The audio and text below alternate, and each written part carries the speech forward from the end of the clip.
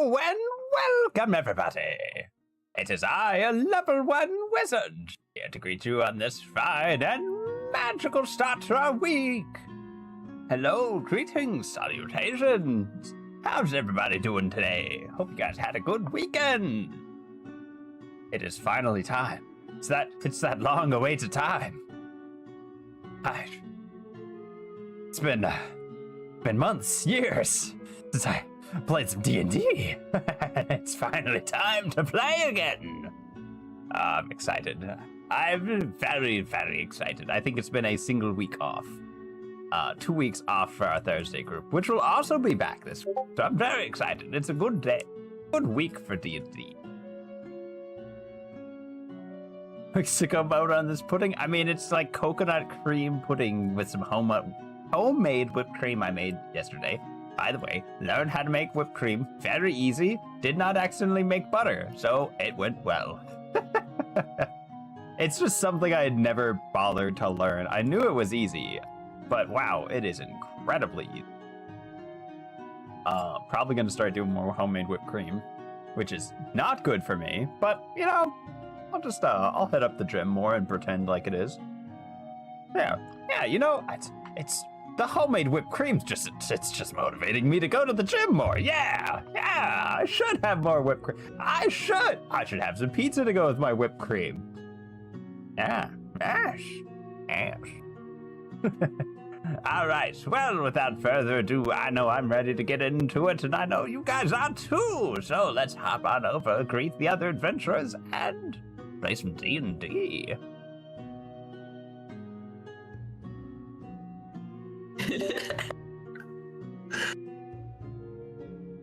Yeah. I'm scared. Keep, what flavor is it?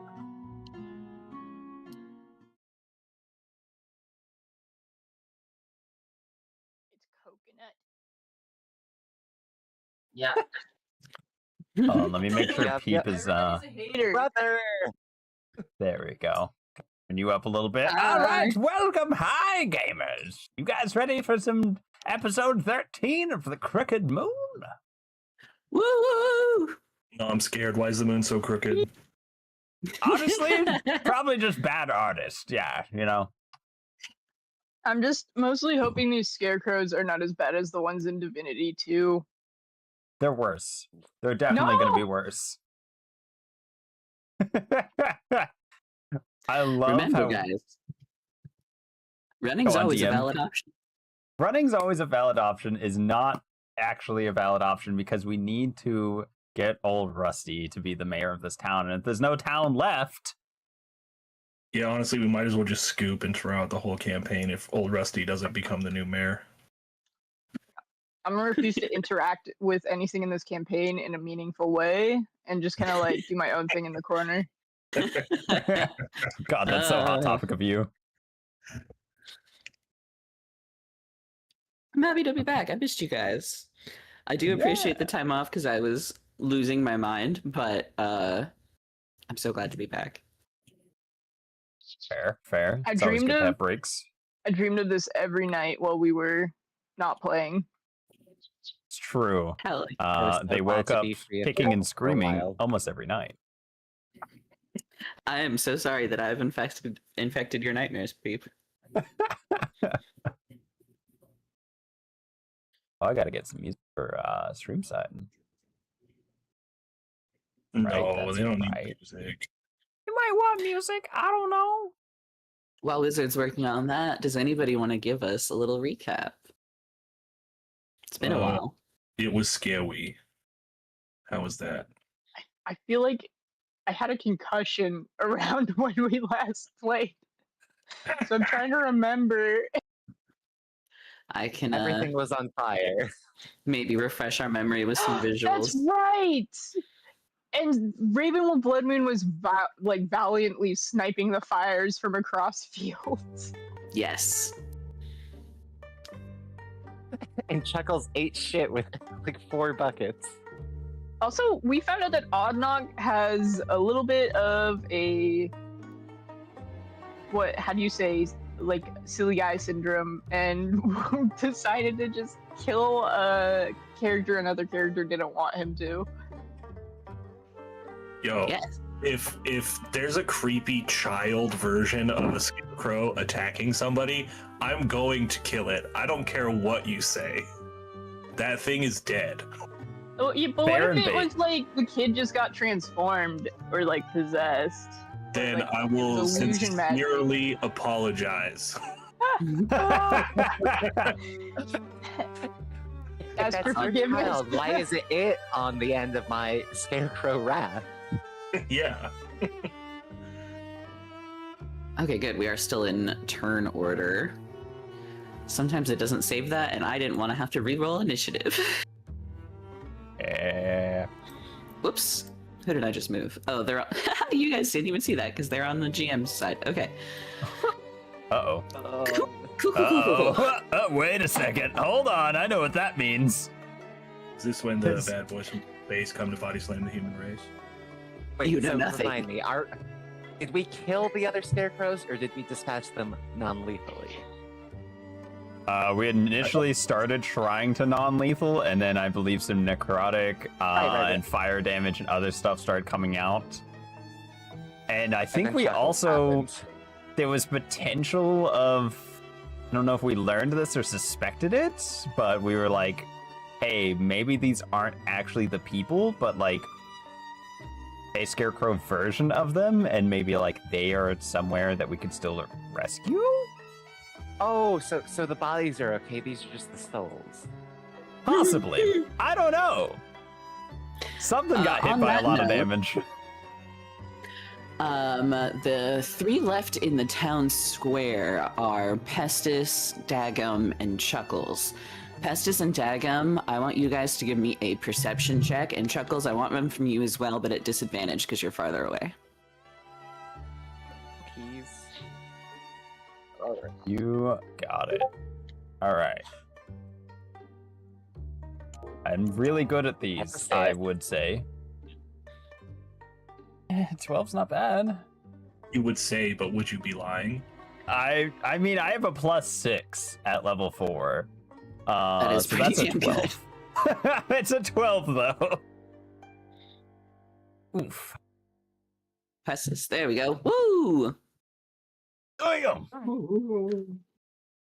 Uh, Chuckles, you notice nothing. You're too busy trying to refill your buckets. Dagum, you notice that the fallen scarecrow folk, there's something that's different about all the ones that have gone down, but you can't quite put your finger on what. But Pestis, having a bit of a knowledge on different types of damage and how they affect things. Your specialty pertains to like poison and gas, things of that nature, but you can tell that there is a distinct difference in any of the scarecrow folk here that have taken fire damage and those that have not. There are two of the felled scarecrows that had a good majority of their damage done in fire, and they are piles of ash. There is next to nothing left of their corpses, but the ones that did not take any fire damage simply look like your average unconscious resting body. As you're paying closer attention to them, you begin to notice some of the like felled straw and stuffing around the grounds is beginning to inch its way back to the scarecrow bodies, stuffing the clothing and the hats on the bodies as they lay. They're not moving, but they're getting more full.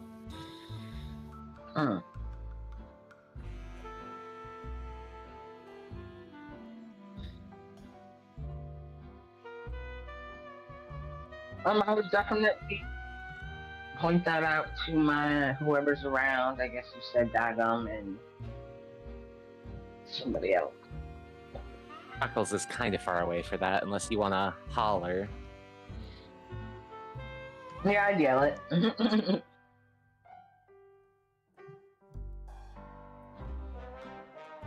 We had left off with Ravenwolf Bloodmoon's turn.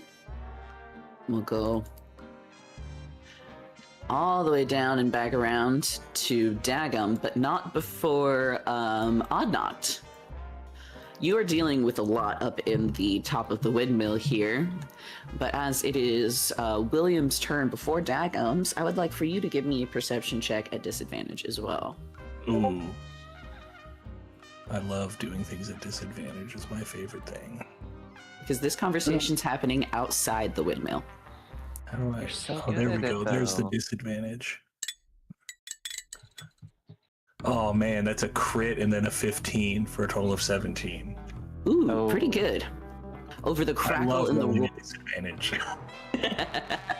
Over the crackle and the roar of the flames, over Jonah's cries for you to not harm his daughter, you hear William and Martha outside. Their voices beginning to raise as they're arguing with each other. William's trying desperately to prevent Martha from running into the windmill to go after Jonah. And you hear William confess, Martha, I love you too much to let you run back into that building. You hear Martha's voice kind of crack and break, and she says, I know, but that's my husband up there. Oops. Well, I mean, in all honesty, this guy can't be cucked if he's dead. I have to save him. It can be cucked. That's just sort of the way of things. With that, we'll go to Dagum.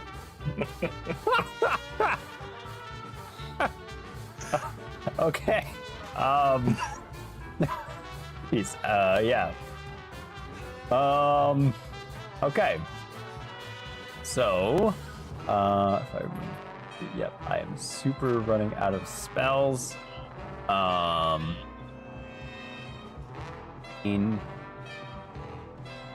Did we get told last time which cornfield, or just the cornfield is where, like, people keep disappearing in? I think from the ominous looming nature of the cornfields to the east, kind of sitting slightly on a hillside, so they are literally looking down onto the town, and they are unnaturally tall. It's pretty clear that their cornfield is the field where people keep disappearing. There Okay. are two roads that you can see from where you are in the center of town that lead out and into it. Okay. We've got all the fire that keeps happening. God. That's right. This was actually kind of difficult. So the scarecrows remind me, they're all kind of like just fighting each other, right? Yes. Okay. They are kicking and screaming and throwing punches and kicking up mud and spreading the fire. Sounds good. Sounds good. It doesn't sound great, but yeah. I think realistically, I stuck at that. I will shout out to the other people in the town square. Hey, gotta remember Dagum's voice. All right, guys, if you're wanting to attack the scarecrows, maybe toss like some oil on your weapon or something. I don't know. Try and do a little fire to them. I'm kind of running out of steam for attacking things, so maybe I just keep working on water. All right, and I'm gonna try and see if I can minimize some more of this fire. Or do we just want to like give up on the town and run for the cornfield and try and like deal with the cause of all this mess?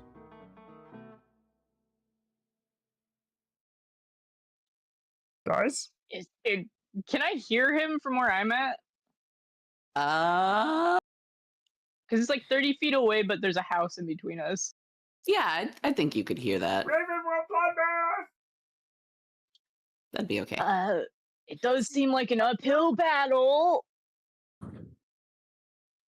I don't think I could put out this fire fast enough. Yeah, I mean, I described the fire as very not poggy-woggy, and so I don't, maybe we go for the source, but we kind of should go together. It thinks the source of the fire is more fire. Well, I mean the source of the scarecrows, which are causing more of the fire. Are the scarecrows setting fire to things? No, it's the windmill. That's why Oddnock went there, to try to stop the windmill. Yes. The windmill is spreading the fire. The scarecrows aren't intentionally pushing the fire around, but their scraps and them being made of straw and like flailing their limbs is spreading small bouts of fire. It's spreading it. Oh, How is the dadgummit. windmill started it? spreading the fire? Because it's The on wind- fire and it's spinning really fast and it's Yes. causing the fire to scatter. Yeah, bits of flaming like windmill are falling off. Oh, so like the Drifting okay, away. embers are being flung. Yeah. Okay. You got it. I want to say that I do have water on me. Okay, buckets. Well, you have the water whip that you That's just carry right. the bucket of water around for. That's right. God, it's been a hot minute. Okay. As the Then- legends. Legends speak of the bucket. The bucket tells all truths and only a few lies.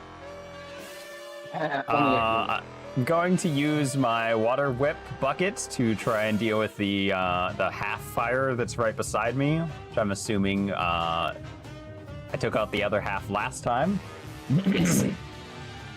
So that is a 21 to hit, Yep. and that will be 4 slashing damage. Flash the Excellent. fire. It's gone.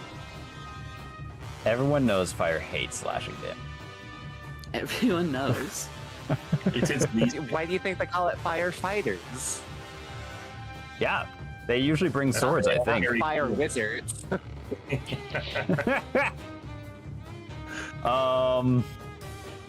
All right, and then we're still in difficult terrain as long as we're in the center of town, yes?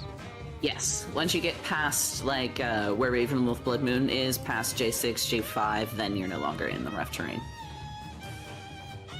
Okay, I'm going to assume the Dagum can get over this small rickety fence, so I'm going to head in this direction for 15 feet.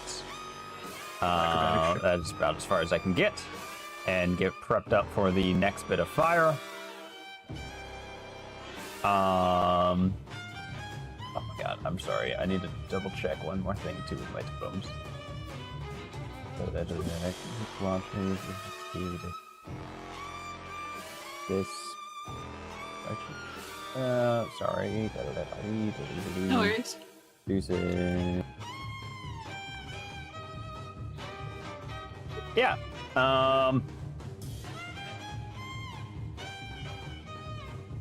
Hey, Chuckles! Chuckles! Daga? Hey, if you want to pick up that totem on your way over, it can heal us if it's close enough. Oh, is that the pink thing? Mhm. Just about to ask That's that the one, pink okay. thing, yes. It does have an Okay. AC and hit points and a radius, but it does not specify that it cannot be picked up. It just says that it starts on the ground. It will do that. Cool. Question, can it get wet? Should be fine. Very well. It is kind of vulnerable to fire damage, so maybe keep that in mind too. It's made out of straw. All right, and that'll end my turn. Okay. Chuckles. Okay, so Chuckles is under the impression that we're kind of giving up on the fire, right? Right, party? I mean, I don't know. You I like- feel like some people are trying to put it out. Somewhere there's a skeleton in a windmill going, man, I sure hope everyone doesn't quit on putting out the fire. yeah, I was originally not realizing that like it's coming from the windmill. If Oddnock's already dealing with the windmill, then it's not going to like spread too much farther, too much faster. So we may be able to like knock it out now, but we don't necessarily have to take out all the scarecrows. I think we just deal with the fire and then we move on.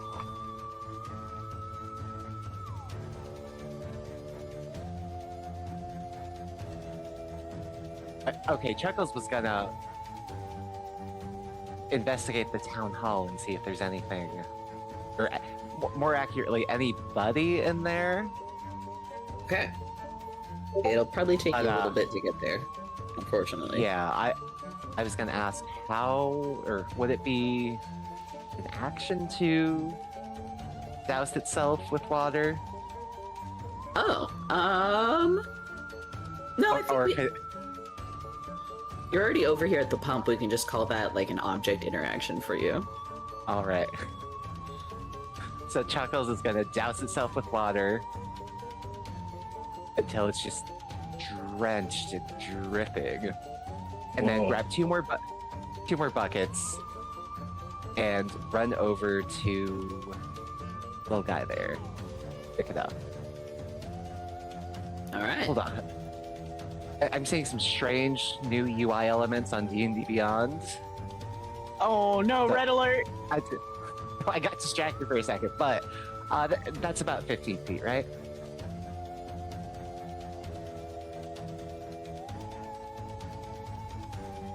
You could get a little bit further.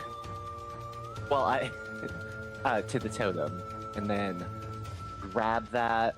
I think that's like basically all my movement. Do I still have my action? I think that was the big thing. Yes. Right. Grab that and boom. There. And so yeah, it's got two buckets, and inside one of those buckets is the totem. All right. So your turn? It's going to the town hall. And turn. Knock knock. Splish splash, splish splash. Okay. Inside of here, the center pillar of the windmill is spinning rapidly. The scarecrow folk, dressed in young girls' clothing and with two like bundles of hay, kind of tied up in pigtails on top of its head, is threateningly approaching Jonah, who is injured and slowly inching back towards this wildly spinning cog. But also begging you not to hurt her. What do you do? Don't worry, you can live a long and fruitful life with only one leg. I'm going to try to mutilate this child.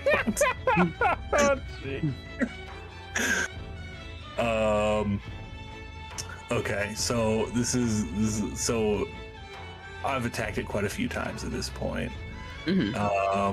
I'm gonna try to I'm gonna attack it again, but in the interest of like trying to knock its legs out underneath it and then having it quote unquote accidentally fall into the gears and jam them up. Okay. I'm pretty sure there's a mechanic for precise attacks somewhere.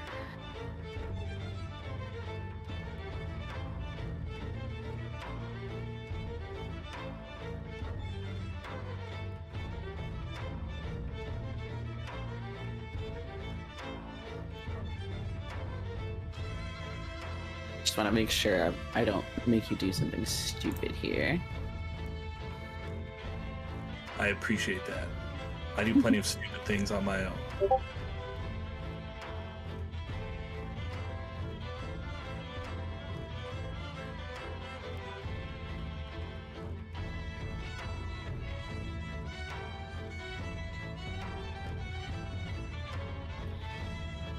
Yeah, nope. There's nothing in raw D&D.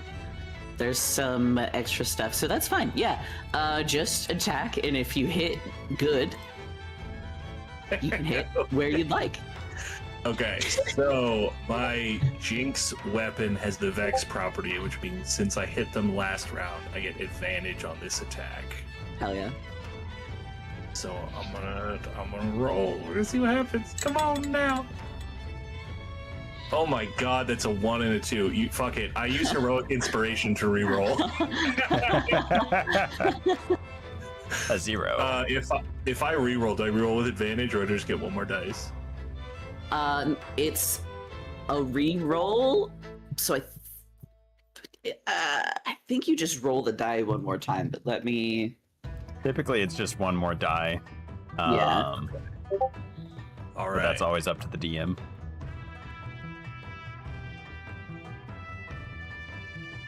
Can I use a luck point to make it with advantage? Ooh. Let you reroll any single die. Yeah, I'll let you use a luck point to make it the advantage roll. Oh, hell yeah. All right, let's do this, gamers. Come on. Come on, let's kill a child. That's way better. That's a 19 Hell for a yeah. 26 to hit. Hell yeah. Kill that. This creature's AC is 13. It It's like has double it. 1 hit point left. Oh my Hell god, actual nuke versus coughing baby. Tell me how it happened. All right.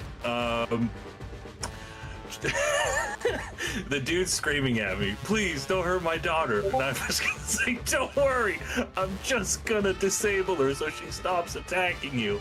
And then I throw a card and take one of their legs out from underneath them, and then they trip and fall into the gears.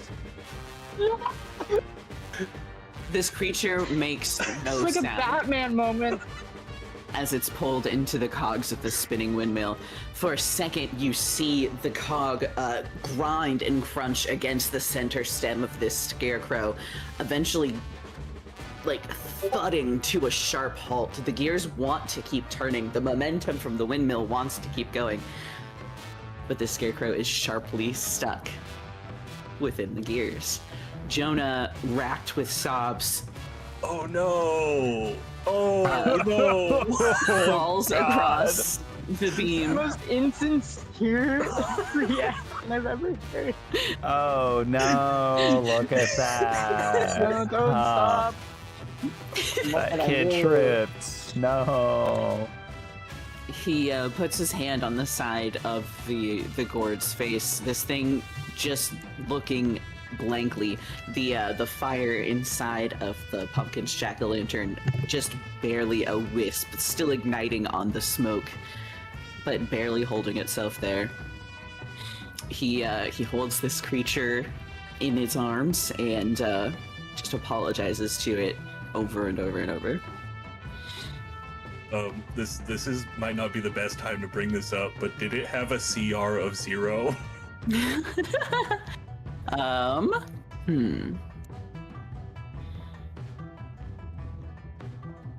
3. All right, so since I brought a creature to 0 hit points that does not have a CR of 0, I gain heroic inspiration. God, what a hero. Word.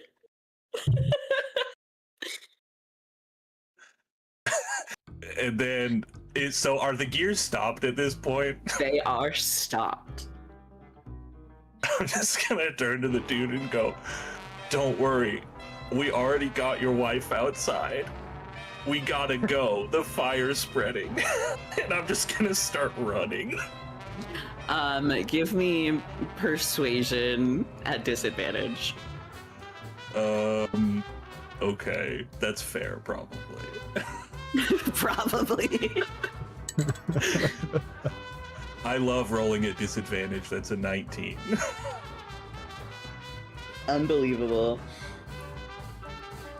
Liza, I'm so sorry. I hope you'll forgive me. And Jonah tries to like pull himself forward across this beam here. You can see his like left ankle is twisted at an unnatural angle, and anytime he tries to get up, he just collapses back down onto this beam. Oh no. Are you just gonna let him fall? strength. No, I guess I try to help him. And we'll come back to that on your That'd be next so turn. messed up if you just watched him crawl the whole time. And then I drop my bag of caltrops. Oh god. Festus, We're going what full are you- evil art. Woo.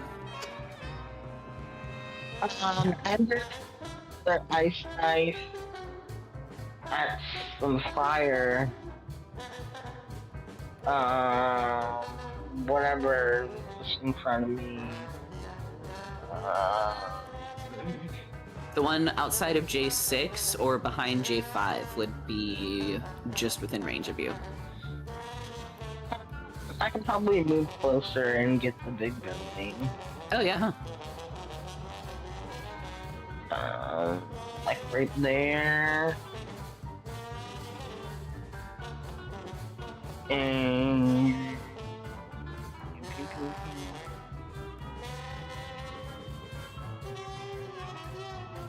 it's 22. That'll hit. Building. Oops. Oh.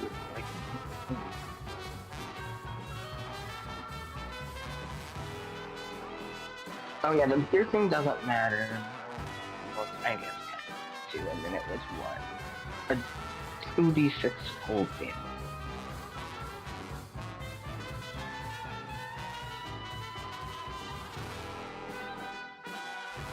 5 cold damage for that. Perfect. I'll say that even spreads just a little bit. The frost covers the field, and those 2 little half fires in front of J8 are out.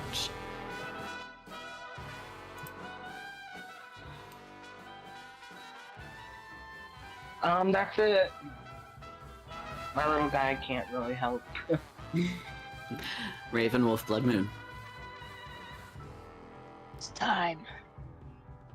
Did you say the source of all of this tomfoolery was in the east?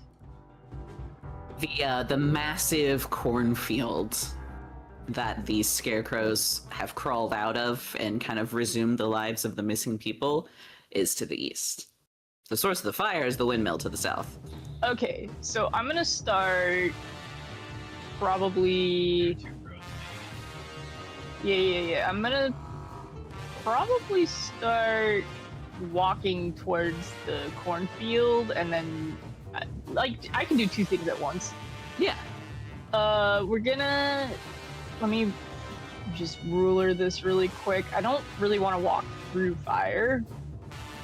I think that would be bad for my fishy skin. So I think we're gonna kind of go this way, and then that's 30 feet. I'm gonna snipe the windmill with the Sorcerer's Burst in hopes that I can stop some of that. It is a 20. That will hit, and from this distance, even from where you were before, you notice the moment the windmill stops spinning and spitting this fire erratically. Problem solved. All in a hard day's work for Wolf Blood Moon. And that's my turn. All right. It's You so throw long to get out over some of there. the fire on the windmill. Fuck it, I'll even take some of this guy out.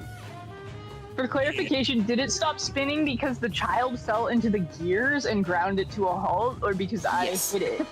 Okay, so Raven with Blood Moon's gonna interpret it as he alone caused it to stop spinning. Raven Wolf Blood Moon saved the day. I've done it again.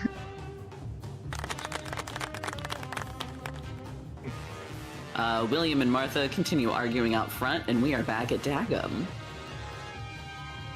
Oh boy. No, fuck my husband. Please, just the one time. All right. God. Lily's turn. Zoom back in. I'm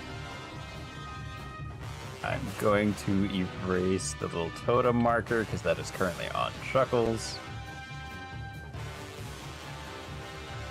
And let me double check. Chuckles, how are you doing on health? Oh, it's fine. Pretty good, but I can only do a D6, D8 with that totem anyways, so I'll probably toss one to you while we're not getting prizes handed to us.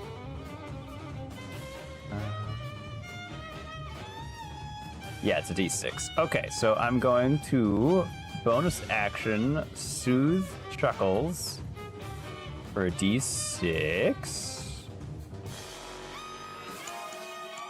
That is 4 points of healing. And Chuckles feels a little calmer. Good, excellent. Glad you're calm in such a great situation. All right, now the closest fire is about 15 feet from Dagum, so he does not need to get any closer.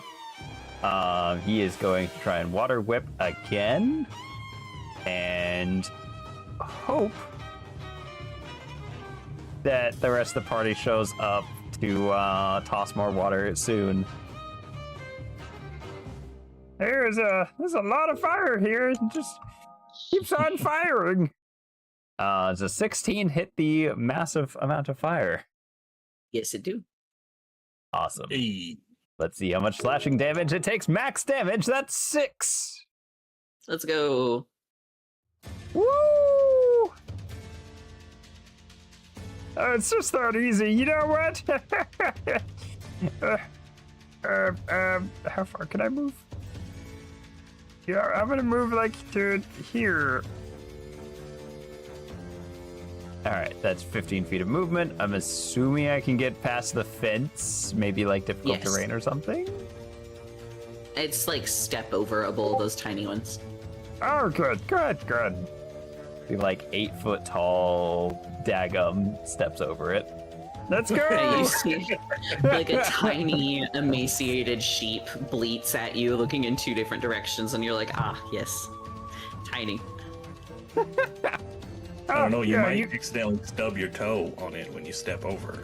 You know, maybe you should roll acrobatics check just to be safe. I mean, I'm more than happy to. You know, you don't tempt me. All right. I think that will end my turn, though. Juggles. Right. Ooh. So I'm gonna use my whole movement to catch up to Pestis there.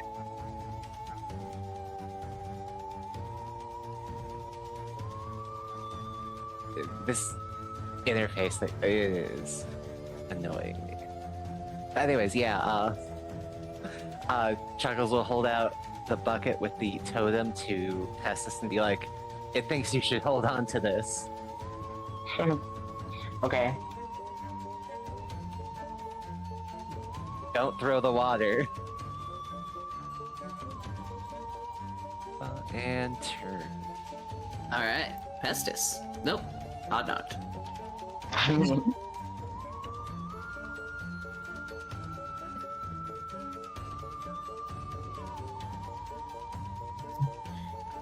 I assume at this point I'm just trying to give this dude a help action, essentially, to get him out of here. Basically. Although I don't want to roll for Jonah because then I would have to make up stats for him. And you never want to do that. Right. I could, but that wouldn't be good. I'll have you give me a...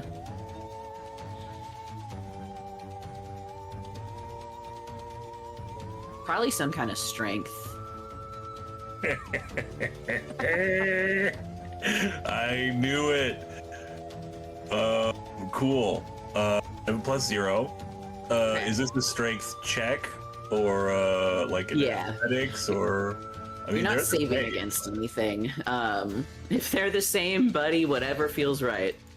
All right, you know what? Since they're all the same, let's just call this religion check. It's a +0, just like strength. You just have to get him to the stairs and then gravity will do the work. Oh, look at that. That's an 11. We're in the upper, half.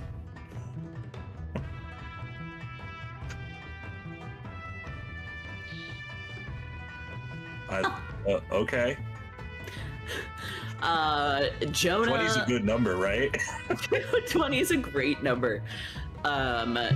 He does need your help getting down this ladder, but as soon as you guys are on, like, stairs, once you get back down to this level, he pushes your help away and just leans on the wall and hobbles back down the remaining floors. Oh, excellent. You kind of help him navigate around the fire, and you make it downstairs and outside in awkward, heavy silence. As I'm leaving, I really want to investigate this trapdoor, and I don't want to deal with whatever is going on outside between this dude, his wife, and the other dude. Right on. Are you attempting to hide the fact that you are peeking into this, or are you just gonna casually let him go? I'm just gonna once he's on the other side of this fire, I can't imagine he's turning around. You're so right. Okay. And by this fire, I mean this fire right here. For all the folks at home. The X's that came with the map. Yeah.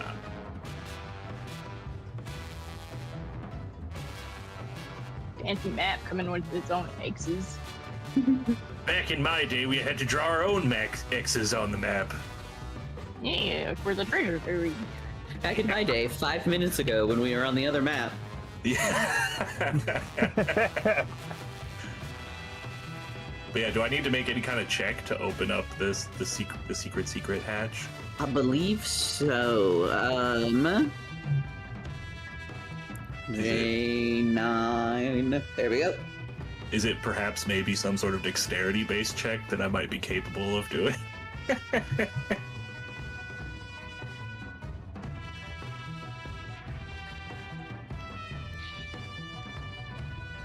Odd knock, we gotta get you your crowbar, man.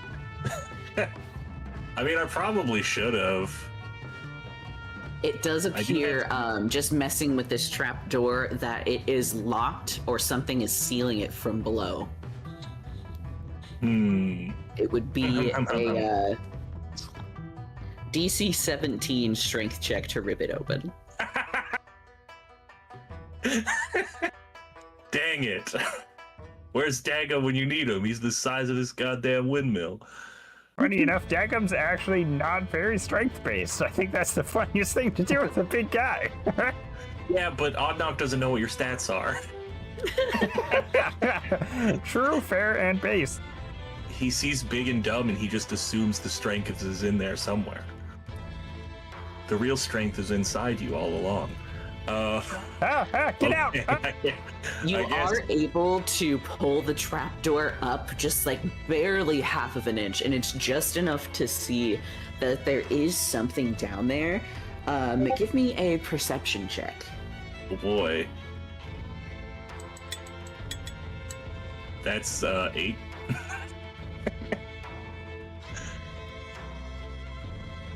You hear scratching noises coming from below. Hello?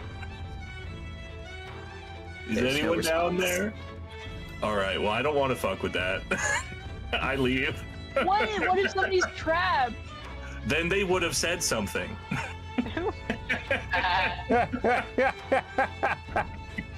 I mean, You want to be saved, you have to take some personal responsibility. It can't be all on me. not wrong. I don't think he's wrong. If you have the strength to scratch, you have the strength to speak. That's all I'm saying. Jonah is leaning against a fence post, his face kind of ashen. He looks pale and weak after inhaling all of that smoke. And you see William holding Martha back. They make eye contact. William lets go and takes a step back, and Martha races across the road to check on her husband. And then it is Pestis's turn. I'll do a second level, so not a first level, ice knife to keep putting out fire. It's big. So 9 piercing with my ice knife, and then because it's second level, it's 3d6. Ooh, 12 total. well, For the big build. you're able to put out a huge chunk of the town hall's roof here.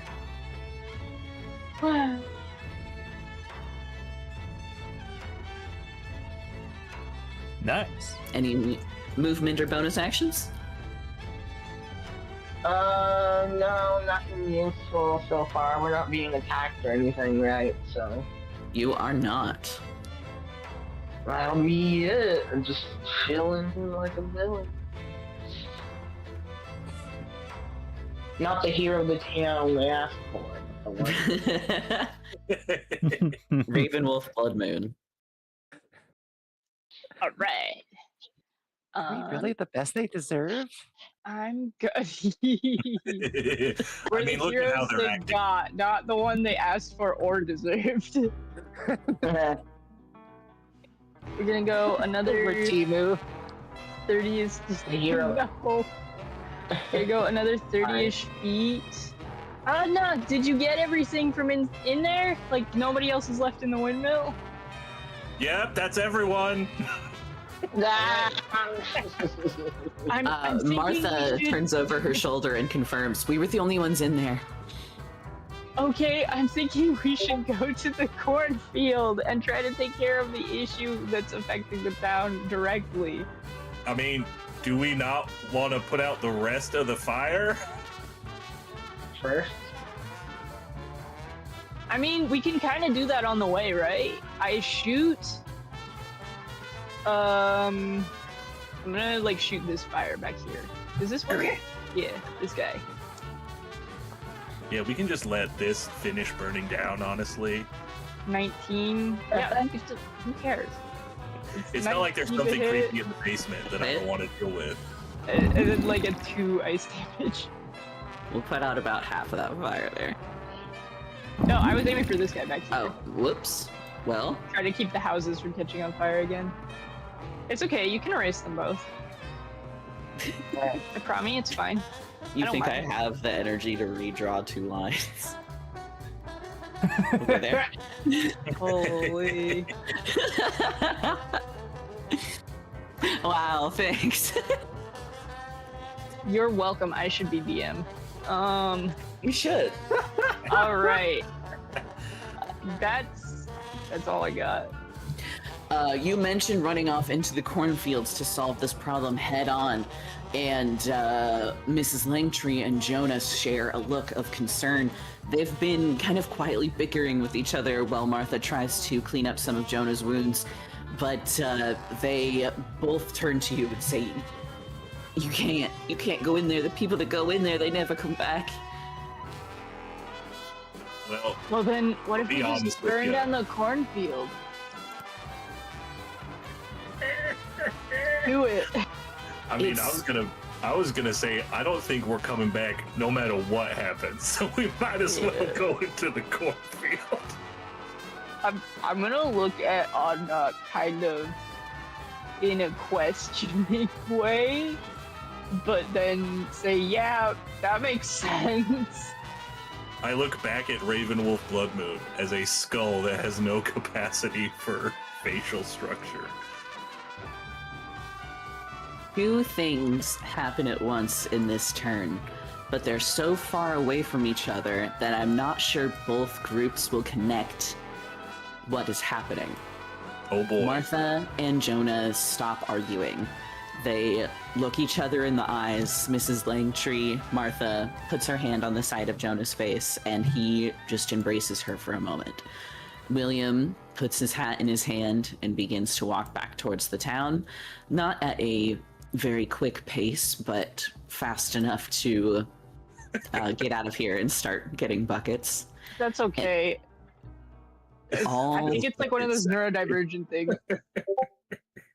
all of the scarecrows in the town stop fighting. They drop the chairs they're throwing at each other. They drop their shovels and pitchforks. They drop each other, begin to turn away from whatever they were doing, and go back to the homes of the people whose items they belong to. Okay, so hear me out. Obviously, the child one was the mastermind. Yes, clearly. The windmill was the evil thing that we had to attack and defeat. It's just like in Yeah. Don Quixote. Yeah, exactly. Yes. Everyone knows that We are heroes. what he was about. And lastly, the direction of the winds change.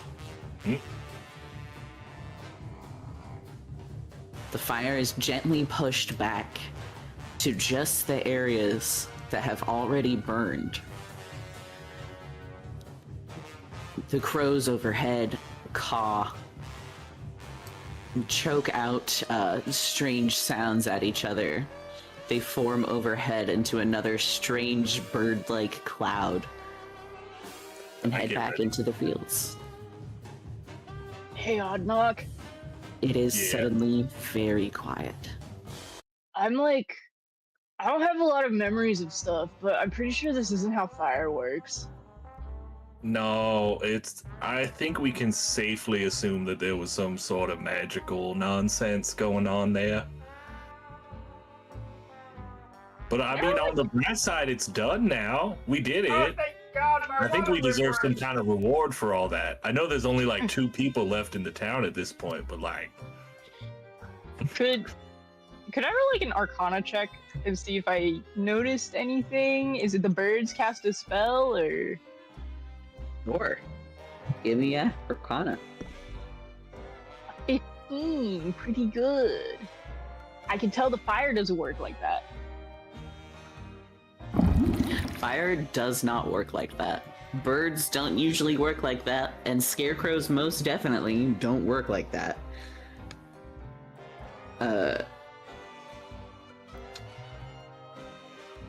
Martha turns to you and does her best to explain. This town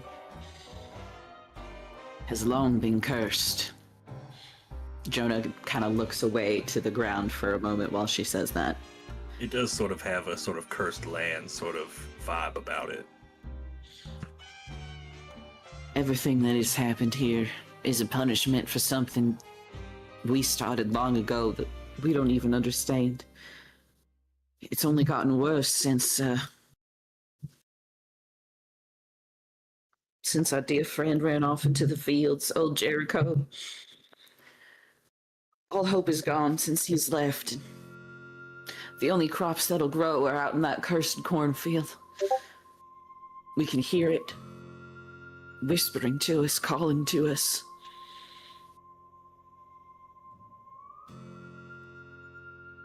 None of us left trust each other enough to do anything about it.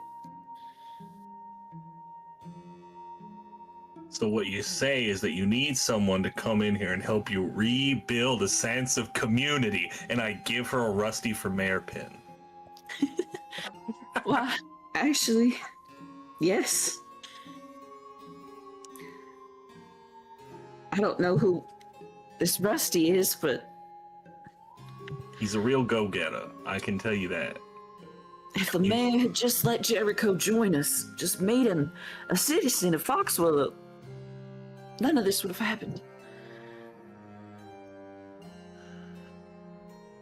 So, quick reminder for me, the player, Jericho was the bard, right? Am I remembering correctly? Okay, cool. A banjo player much beloved by everybody. It is, Oh, even hell yeah. William told you that he believes that the curse upon this town has something to do with Jericho's disappearance. You know, he played the bluegrass, Scruggs style. You get down and nasty with that? You know, he kind of did. She wipes a little tear from her eye. But more than that, our children, Adelaide, Isaac, we haven't seen them. They didn't come home last night. We're afraid they're the most recent victims to walk into the corn. Oh, that would be awful. Now, since you brought it up, you know, cursed land and all that, you wouldn't happen to, like, you know, let's just say hypothetically, you wouldn't have happened to, you know, lock a werewolf or something in the basement of a windmill or anything like that? No, of course not. Werewolves, they don't live here. They live up in, Hey, you know, Edwardia. you know, sometimes, you know, you come to towns and they're cursed, and then there's weird monsters locked up in the basements of prominent town center pieces. You know, you gotta ask these things. Raven and Oddnock, both of you give me a perception check. Oh no, I'm scared. Oh snap! That's a crit, baby. Ooh, I'm being thrown off so bad by what Oddnock is asking. I feel like Raven talking about those Bloodmoon kids. knows Oddnock You said enough to there's know someone that he was 100% lying about there not being anyone else left in the window. I mean, the kids shouldn't be in there. Excuse me. Sorry.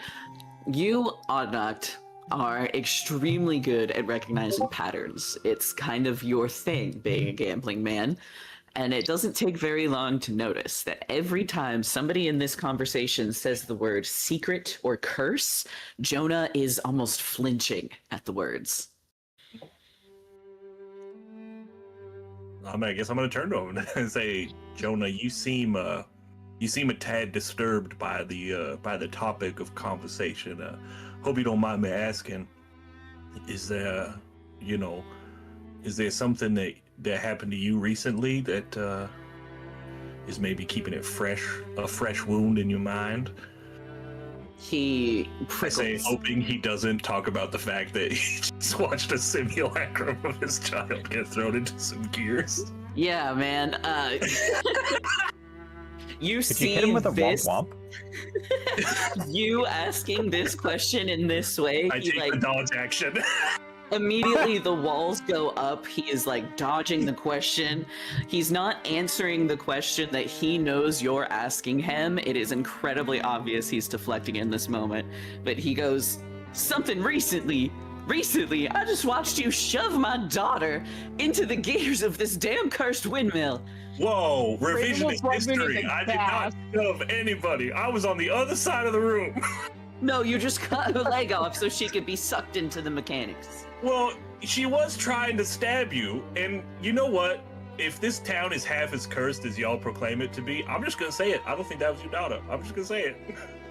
The only curse on this town is you visitors coming here bringing your new ideas. Martha, let's go home. He like grabs the back of Martha's arm, and even though he needs her support to walk, carries her / leans on her, and they begin walking to the road if nobody's going to. Hello? What did they grab if not those two? Yo, Yeah, just a please. heads up, ads started somewhere during that altercation. I didn't see when. It's Okay. fine. I think most of the people are subbed anyways. Subscribed. Yeah. Great Let's. job, I Oddnock. won't hear But this. if we do want to take a break, this would be a great time. Yes, I think that is a good time. Everybody going, can man. kind of reconnect for a second. Listen, all I'm saying is, if a creepy jack-o'-lantern monster is trying to stab somebody inside of a windmill that's lighting an entire town on fire, it's going in the gears. I don't care what you think your relationship to it is. You put a doll acting like a child into the contraption Yeah. and then brought it up in front of him and thought he was gonna say something? Honestly, I'm gonna be real with y'all. I thought that I was gonna get more of a reaction out of him, and he was gonna blow up on me, and he was gonna let something slip in anger. I mean, you are a gambling man, I guess. It was a calculated risk. Was it small like a child? Yeah, it had pigtails and everything. My god, man. Listen, Ravenwolf Bloodmoon, you and I both know that I was telling a little bit of a fib, that I didn't see anything else in the windmill. Something was scratching underneath the trap door, and I'm 90% sure it was a werewolf, but then she said kids were missing, and I feel like we need to investigate that right now. Yeah, Ravenwolf Bloodmoon's already walking towards the windmill. Let's take a little break. Gee, Chuckles, I'm so glad we saved the town. Yeah. We're heroes. They're gonna love us. All of the It's so children. relieved you the know, fire's live another out. day. How did you do that, Dagum? It all You went know out all what? at I once. just kept whipping the fire, and eventually it just kind of did what I asked it to do. Not burn. Chuckles is just standing in like a pool of slightly dirty, slightly corn-smelling water. Like, hooray! Hooray! I love the concept of Chuckles Darkly being so flammable. It's unbelievable. Like, I'm like, this is probably the worst place a Cornhusk doll could be. Cornhusk, famously very dry.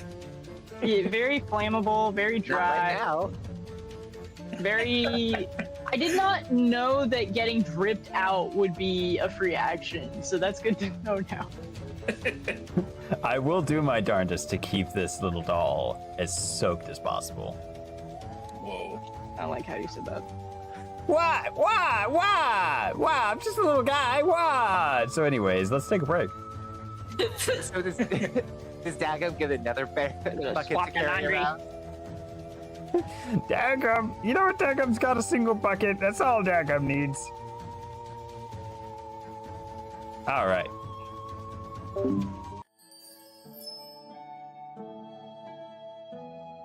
Well, Wizards, let's take a short little break here. And, use this time to do a little self-care. Stand up, stretch, grab something to drink, use the restroom, whatever you need to do. And I will see you shortly. Thank you for sticking around. Hope you're enjoying the show.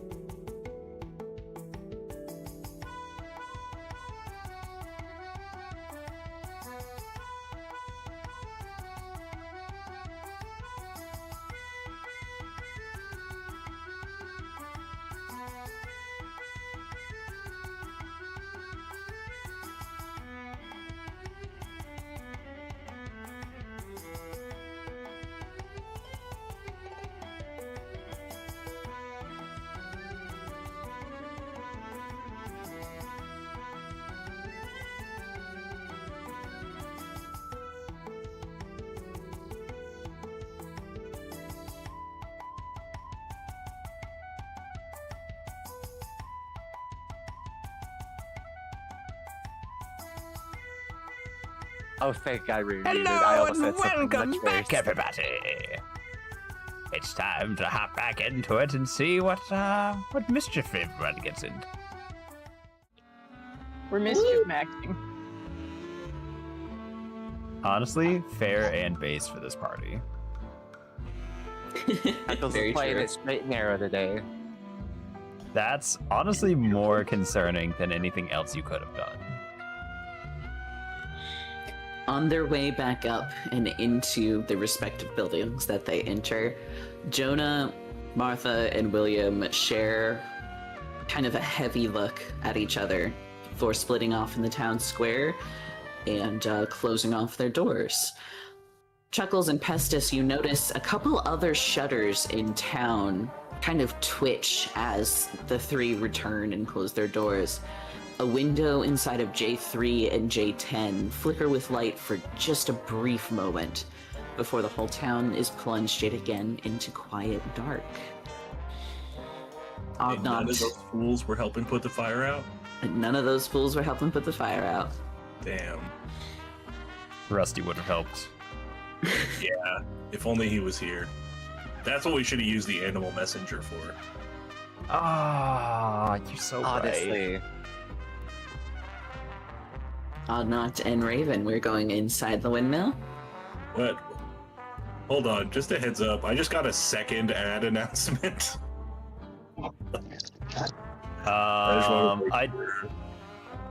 There shouldn't be any like newer one, but I did run it to like clear it out and restart the timer when we actually took our break, since we were taking a break anyways.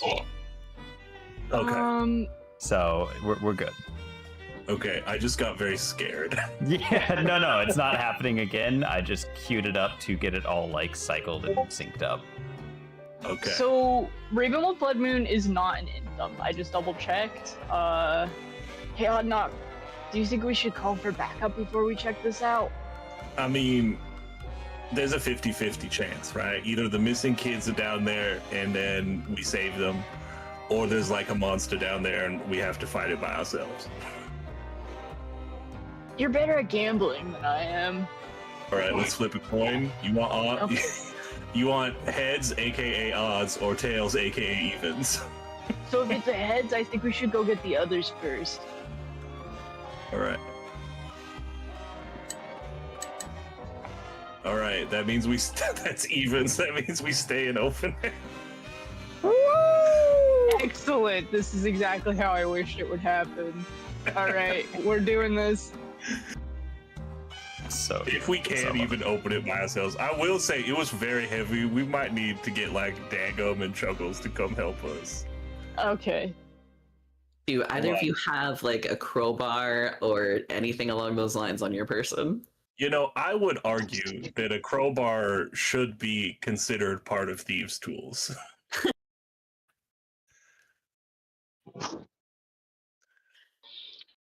Huge news. I have an immovable rod. We can keep it closed forever. If there is a monster under there, just slam the lid shut and put the rod on top of it. It can hold up to 8,000 pounds of weight, so I think I could use this as a crowbar. that could have really helped too with the something just tossed into the windmill instead of a child's corpse. But yeah, Well, someone should have spoken up. Speak up next time. You see something, say something. I'll rod it. So yeah, I guess we used the crowbar. Okay. One of you give me a, does the crowbar specifically say it does anything? I don't think I've always done it as just like Advantage on plus strength 2. checks. Advantage? Yeah. Okay. One of you can give it, the other can give that person help action. And I think, wait, who has the highest strength? Mine is 10. I got a flat 10, yeah. Okay. Wait, Since the crowbar already gives you advantage, I'll say both of you working together can give this roll a plus 2 I mean, as well does- as advantage. Does the God damn it. Does the hatch have, you know, half pin barrel hinges, and therefore it'd be more a question of leverage, which would be dexterity? Or perhaps we could work hard using Constitution. Like, just keep at it and it'll eventually give way. Yeah. Did we make a good enough argument there? So if it's a matter of leverage, wouldn't that be wisdom? Yeah, get in here. I don't want to call Chuckles over here. Because I just don't want to talk to it anymore. Okay, yeah, you know what? Ravenwolf Blood Moon. I got it. Give me the help action. I give Knock the help action. Alright, I do a strength check. Advantage from the crowbar, plus Yes. 2 from Ravenwolf Blood Moon. +2, alright. Let's roll. We're gonna get a... Oh shit, that's a 16 and a 17. +2 is 19. With a hiss and a pop, With the power the of latch, friendship. the latch sealing the trapdoor snaps off from the inside, and you are immediately hit with the overpowering stench of copper and rot. Ugh. Where's Oh my no, fog? is there There's more fog. courthouse down there? Ew, I don't want to know what that giant pile stain is in the corner. Are you sure? Because I have a picture. Oh no. I'm scared. Sure. For the audience and for our esteemed players, trigger warning: gore. Oh no. Oh no. Oh no. Open the trapdoor, Aw, man. reveals a You could ladder. cure wounds that. There are two. This what? I said I can fix him. Two ravens burst out of the open rib cage of a young man. The wounds from the birds eating him is obvious, but what is also apparent is a large ruby slit deep into this young man's neck. He is pallid, but looks like he may have once had a moderate tan from working in this field. He looks young, and clutched in his hand, Is it like name tag? rigor mortis, clutched in his hand is a piece of paper. Alright, I go get the piece of paper. I mean, it doesn't look like he burned to death, so maybe you didn't kill him. I mean, I don't remember slitting anybody's throat, so I would argue I definitely didn't kill this guy. I mean, it kind of just looks like somebody punched him into the chest, like... Well, I think that was the birds. It looks like the neck injury might have been the one that did the deed. Can I roll a medicine check? To I was just determine about to call cause for of death? one. Can I give them the help action? Sure. He's trying not to Okay. puke.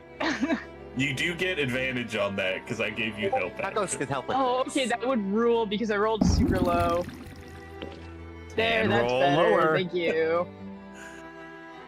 Ooh, That's a that's a 19. 19. Yeah. He almost puked and then he rallied. Puke and rally! I'll get rid of that so it's not bothering anybody. It's not Yeah, bothering just anyone. you I'm might trying wanna to. close that, just in case someone enters chat at this moment and sees Yeah. that without warning.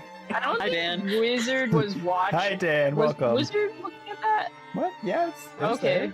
Yeah, I their don't their screen is the stream screen. I was like, Anything you see on the map is shown to chat. I don't know. I was getting immersed. I was like immersed in it. Yeah. I'm immersing. Right. This young man was most definitely killed with the knife, probably a kitchen knife. His chest, on that good of a roll, was carved open post-mortem. Being a blood sorcerer, Raven, this is obvious to you. There's just different bleeding lines, different bruising around the rib cage. And as you lean in close to inspect the wounds, you begin to hear music coming from the inside of the rib cage. You hear Got it right. I swear to God, if there's a music You hear the box ocean. chest, I'm gonna freak out. Do you know what like echoes in there, man? the song is being sung about a nasty crow living inside the chest of a kindly man. The harvest terror within the rib cage, the Corvo demon within the spirit, was trapped inside an iron cage and bound to a good man's heart. Well, don't tell me that. I'm trying to stay like neutral and think like maybe he could have been a sort of bad guy so that I don't feel bad about what's happening in front of me. Maybe they kicked puppies on the weekend. There's no way we'll ever know. Yeah, like Professional puppy kicker actually could go past a whole cornfield. You see a small glint of light coming down from the trapdoor above, reflects off of something shiny just inside the man's ribcage. I knew it. I reach inside.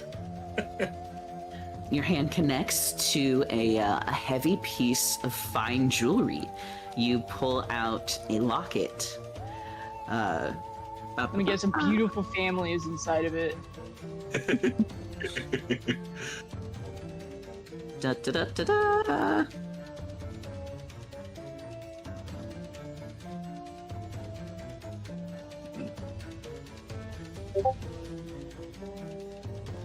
I don't think we could get this guy up this ladder. No, I think this needs to be someone else's problem. I think we take all the clues and just walk away. Yeah. Taking clues makes sense. Speaking of, I take the piece of paper out of his hand. You can't do that. Fallen's trying to get caught up. Sorry. I'm gonna push them even farther behind. For making me make a strength check. Abnak is a very slow reader. Yeah. Hold on. I was homeschooled, okay? Maybe you need reading glasses, man. I can only read numbers. You act like somebody from like a bygone era. I don't know why I said that. I don't know. I don't know what era you're thinking of. I don't know either. It's just everything seems like out of place here. The locket reads, "To my dearest son, may this always protect you." Ooh, it didn't work. You also sense a small bit of magic coming from it. Oh. The note, however, reads, "Isaac, come meet me in the windmill cellar where we used to hide when we played as kids. Remember? I've learned something amazing." Signed, your sister. Okay, so I assume this is Isaac. I guess we gotta figure out who their sister was. If it's Martha, I'm gonna be a little bit sad that we have to kill her.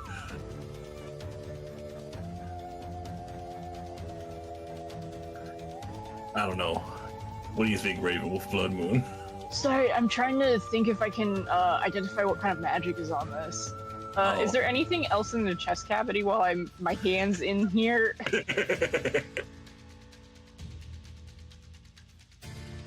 Yeah, is it like a pouch of 10 gold or something? Copper wire. There's a lot of maybe copper like smelling here. a paper with like his last name on it or something. Unfortunately not. He doesn't have his ID in his wallet. Yeah. Family portrait. There's some kind of like protection-based magic coming from the locket, though. That rules. I can't wait to put this on without checking it. No, don't do that. I speak from experience. Don't let people put things on you. I'll put it on you. I as I'm going to put it on, I eye the ribbon. And then put it in my pocket. Okay. Alright. I think maybe it's time to go meet up with everyone else, because You said there was scratching down here, though. Can I tell how long this guy's been dead? Right. Would he have bled out in the middle of the fire? This young man has been dead at least overnight. The scratching was likely the two birds that flew out of his rib cage when you guys came down here. Oh, they were scared when the fire went away. They went back to eating this dude's fucking liver. Well, I guess good news for you, there's no kids down here. Yeah. I don't like the way that you said that, but it is good news. I guess before we leave, can I do just a quick investigation or perception check or something? I see there's barrels down here. I look in the barrels. Is someone gonna pop out and stab us or something? This looks like just a dry storage area. You poke through the barrels and look around the room. There was nothing else down here. Oh, okay. Well, that's nice. Yeah, let's go find everybody else. This room creeps me out. I don't want to be down here anymore. I think I'm getting better at this. I must have been some sort of like doctor in my past life or something. You know what? It could have been. The way you just went hog wild on that dude's chest cavity really seemed like you knew what you were doing. As soon as we step outside and you say this, he pukes.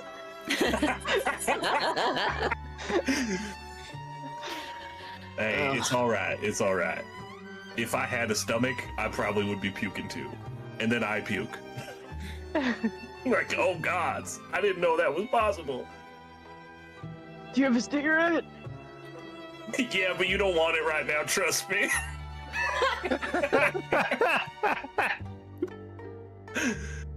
All right, I'm gonna start making my way back to regroup with the rest of the party, I guess. I follow him. All right. His dust Everybody just reunites. wishes through the grass. Walking so fast. The battle against the fire has taken you all pretty early into the evening here. It is dark, save for the three buildings that you know there are people in. Curtains are drawn, doors are sealed in most of the other buildings.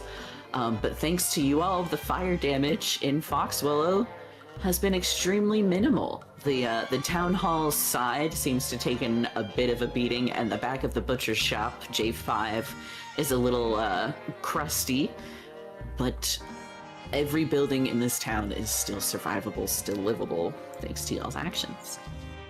Yeah, we'll spackle on that. It'll be right as rain. What's up, losers? There's a corpse in the windmill. Maybe not the best. Ravenwolf Bloodmoon, you look like you've been poisoned. Not me, man. Can No, you we identify this? Hands it the locket. Now we just investigated the windmill. We discovered some man named Isaac was lured there. Note claiming to be from his sister, and was murdered in the basement of the windmill sometime before the fire. I can identify this, but it'll take about an hour. I mean, what else are we doing? All right, solid. Can I attune to it? What? Yes. Wow. Oh my god! Wow. That's Yeah, I crazy. can cast Identify on that for you. Steals it, attunes to it. This is mine now. No, It said that it could identify it. It didn't say it would cast identify. Wild. God damn. Honestly, how dare I'm us forever rooting assume. for your. Oh my god, that's so funny. I'm rooting for its downfall. Is what I would say if I didn't know that Gans is just gonna pull out an equally toxic backup character. Oh my gosh. If it Gans, cursed- I will let Peepancer fight you for this if they want to, like legitimately. You attune to it and discover that this locket provides the same abilities as a cloak of protection. I hope it chokes you to death.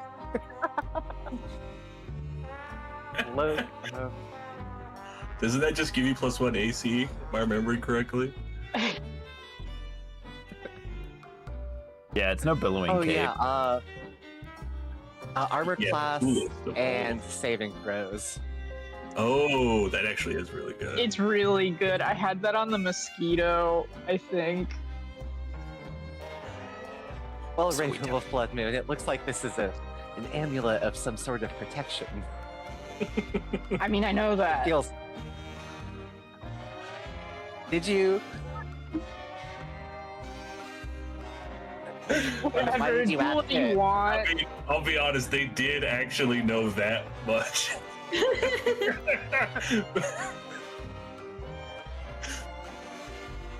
He's gonna like Not stop wanted that. off to like watch the field. Turns out to be cursed, and a million crows begin attacking Above Chuckles. board, I'm totally fine with this. Okay. I have like other attuned items, and I think other party members should get a chance. I got that like spell focus or Does whatever. anyone else want it? I mean, it's if it does what you say it does, it sounds like it'd be good for pretty much anybody. Yeah. You know, I will say Ravenwolf Bloodmoon did find it. So if we're voting, I would say probably give it to them, but they're off I muttering. only in a reached field into a somewhere. corpse. Yeah, you don't want to know what they had to do to get that. Let's be honest. I know you can see the gore on it still, but you weren't there. Like up to his Oh, elbow. don't worry. The amulet did- speaks to it. Did you guys find like some strawberry jelly or something somewhere? I am kind of hungry. No, I throw up again. I still Oh, don't know how that's possible. It was chest deep in a man's rib cage. Like Ravenwolf Bloodmoon had to get up there to like the elbows. It was nasty. Oh, Pestis will love to know about that. I mean, they Pestis, there's a obviously corpse. might. Yeah, Yeah. but his flesh isn't rotten yet. I mean, it's Yeah, been it's- out there for at least a Yeah. day. Awful. that's also Raven like a Wolf. man. You've been eating like That's a rotten flesh guy. that's not, people. That's someone's kid. You're His name I is just give you there. I mean, they are in the It's so windmill. glad it if was you never wanted to someone's go kid. check it out. I'm not going back there. I'll tell you that though. Nah, I'm good. I'm fine. Who wants to go look at the dead body? honestly, I think Well- I'm good. Like You know, go have your stand by me moment. We'll all wait.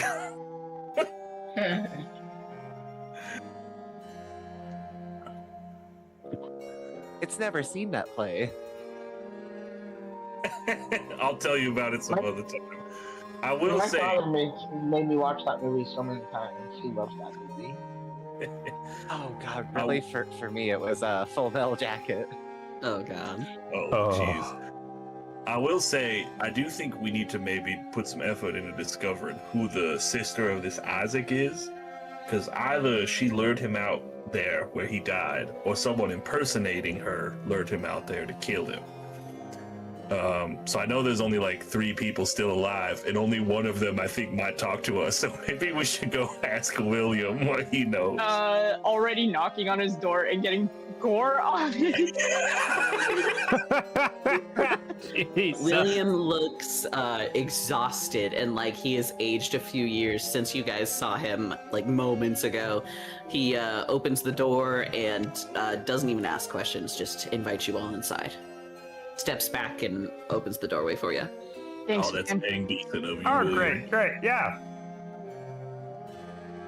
Finally, somebody being a little hospitable. Your scarecrow friends aren't that nice, honestly. Yeah. Grim. It just looks grim. William, I know it's been a day, but I have some unfortunate news for you. And I'm just gonna get him caught up to where we are, and just be like, do you know who the sister of Isaac is? Were you familiar with them or their family or anything? Oh, why? What's happened? I just kind of yada-yada'd over it, but I did say I'm gonna catch him up to where we are. Okay, gotcha. It's not like Jonah's brother, is it? Because I don't want to talk to that dude again. Oh God, no. Jonah and Adelaide, they're Miss Langtree's children. Her grown children. Martha and Jonah, they're both widows of their first marriages. And Jonah's daughter disappeared into the corn, and Martha's children didn't come home last night. You're saying you found Jonah? Oh God. Wait, We found Isaac. I Isaac. believe. Isaac, right. Yeah. Names are Oh, hard. so Isaac and his sister are Miss Langtree's children Yes. from her first marriage? Oh, geez, crow. something's always been not quite right with Adelaide.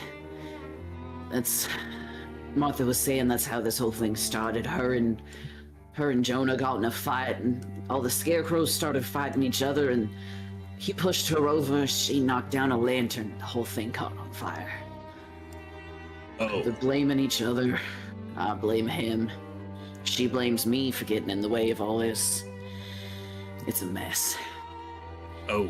And now her kids. Poor Martha. Yeah. So Wait, you're saying that the scarecrows only got violent when the two of them were beginning to have an altercation with each other? That's what it sounded like. Oh, that creates a unnerving implication.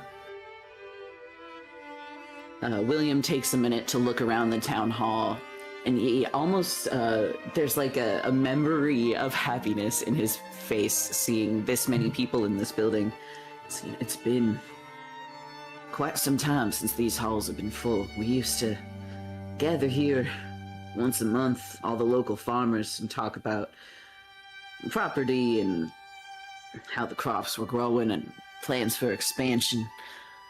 We were on pace to be the same size as Wickamore Hollow in a few years, but... Oh, that's where we were. Could shoot for better, but yeah. Everyone has a quiet moment of reflection, realizing that they had forgotten the name of the town they just came from. I thought it was It's Rusty been Land, I'm gonna be a honest. I don't blame That's the y'all. new name. He hasn't been elected yet. Well, it's been a month. Just to make sure I understand what's going on, like above board, not Ravenwood Blood Moon. So Isaac is the child of the couple that were outside of the windmill earlier. Yes. Yeah, and so we did And notice that His the sister fire. is okay. Sorry, His sister go is ahead. Adelaide. Sorry. Yes. Is that what I got? Okay. And then the fire was started because the couple got in an argument, Yes. and William took his chance. You know, Martha and I have been entangled improperly for some time now. I ooh, promise I didn't just shoot my shot with her while her husband was burning to death. Why not? no, I Little understand. soon. the game. Even for me, little soon. I mean, there's no time like the present. It's always good to just kind of do what you want as soon as you can. Listen, think- objectively, it was probably the right thing not to let someone who just escaped a burning building to run back into it. It's just the grander scheme of what's going on makes it feel worse than it actually was.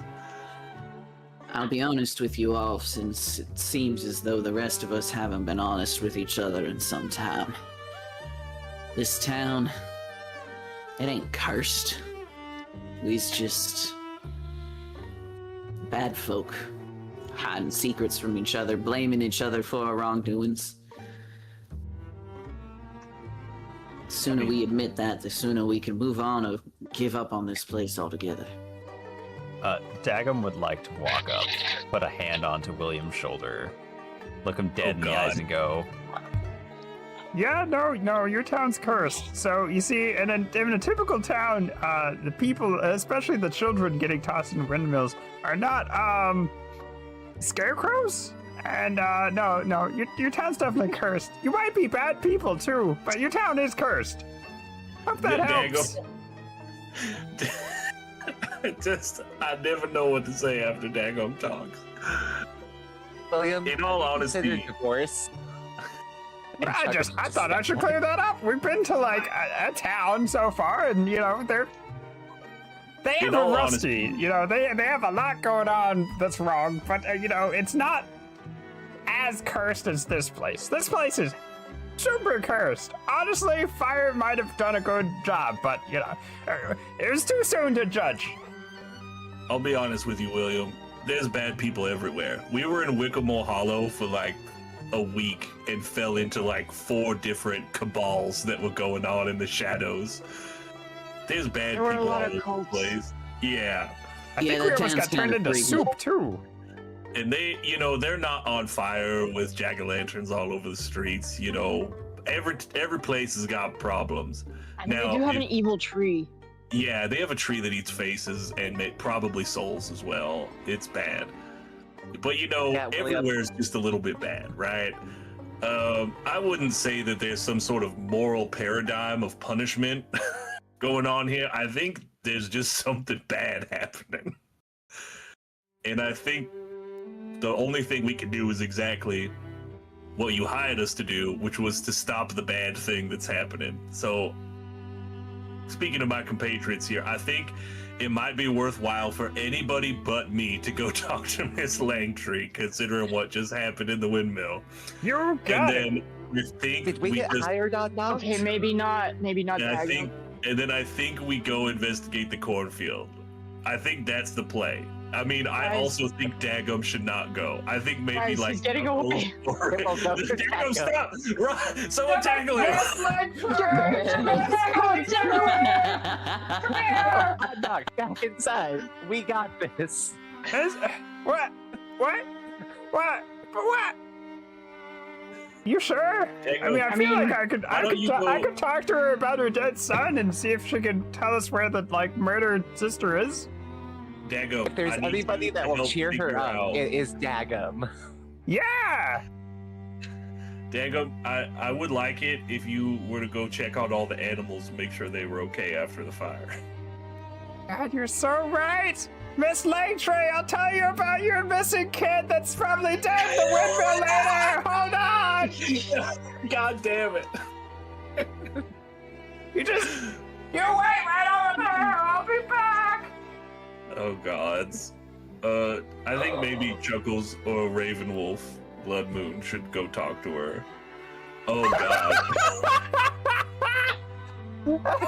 It's always good when the DM is quietly rolling a custom D20. Swish, flop, flop. I just have to decide if big number means good or bad here. Yeah, I assumed initially that was her perception check. Or it could be her anti-perception check. Maybe she rolled the inverse, where she rolled a 1. So Mrs. Langtree is the grandmother of Isaac. Mother. She's the mother. Oh, Just she's mother, the mother, and she's married to Jonah, but they are inhabiting entirely separate houses. Yes. They are in William? different buildings right now, yes. Property value is very cheap here. Might as well have a few. Yeah, do you guys have no-fault divorces? Or 'cause I think that would go really What far is in this saying? situation. Well, the mayor kind of disappeared a few weeks ago. So, no. There's just no laws if there's no mayor. My god, man, just sign paperwork. Speaking It's of like a de paperwork, facto, system, right? I mean, you're physically in the town hall. That means, for all intents and purposes, you are the mayor right now. I actually came here to look for anything that might point to what happened, what's been happening. Well, maybe we can help you out while Chuckles goes and breaks the news to Martha. That's what I was gonna ask. If any of you wanted to stay here, would you help me look? Yeah, I feel like I shouldn't be in public right now. He puts a hand on your shoulder and just nods solemnly, understanding. Who was all going to talk to Martha? Well, it looks like Chuckles went. I don't know if Ravenwolf Bloodmoon wants to go as well. I'm tired. I have to wash my hands. I'm going to the well. You know what? That's fair. There is a sign out front of this building that reads The Hooded Lantern. This is an inn. The front door is slightly opened. And on the front porch is one of these scarecrow figures rocking gently in a chair by the entrance to the inn. Small piece of straw sticking out the corner of its mouth. Chuckles will ignore it and just keep walking right in. Martha? Martha, are you here? She is sitting in a plush overstuffed armchair.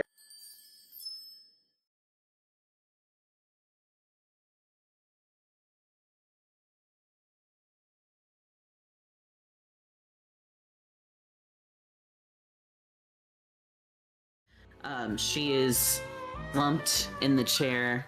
You can see the beginnings of dried tears on the side of her cheek. And she looks up at you as you enter, but doesn't say anything. She looks exhausted.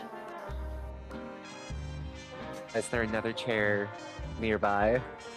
Absolutely. This is a fairly modestly but well-decorated inn. There's a small seating area around the fireplace. Chuckles will grab a chair and bring it over and sit down wetly. Martha, it has something to tell you about your child Isaac. And it's gonna pull out a locket. You hear like a broken sob get caught in her throat as her hand comes up to her chest. She says, no. Now, it wasn't there when the body was found, but it seems that Isaac fell in with a bad group of birds.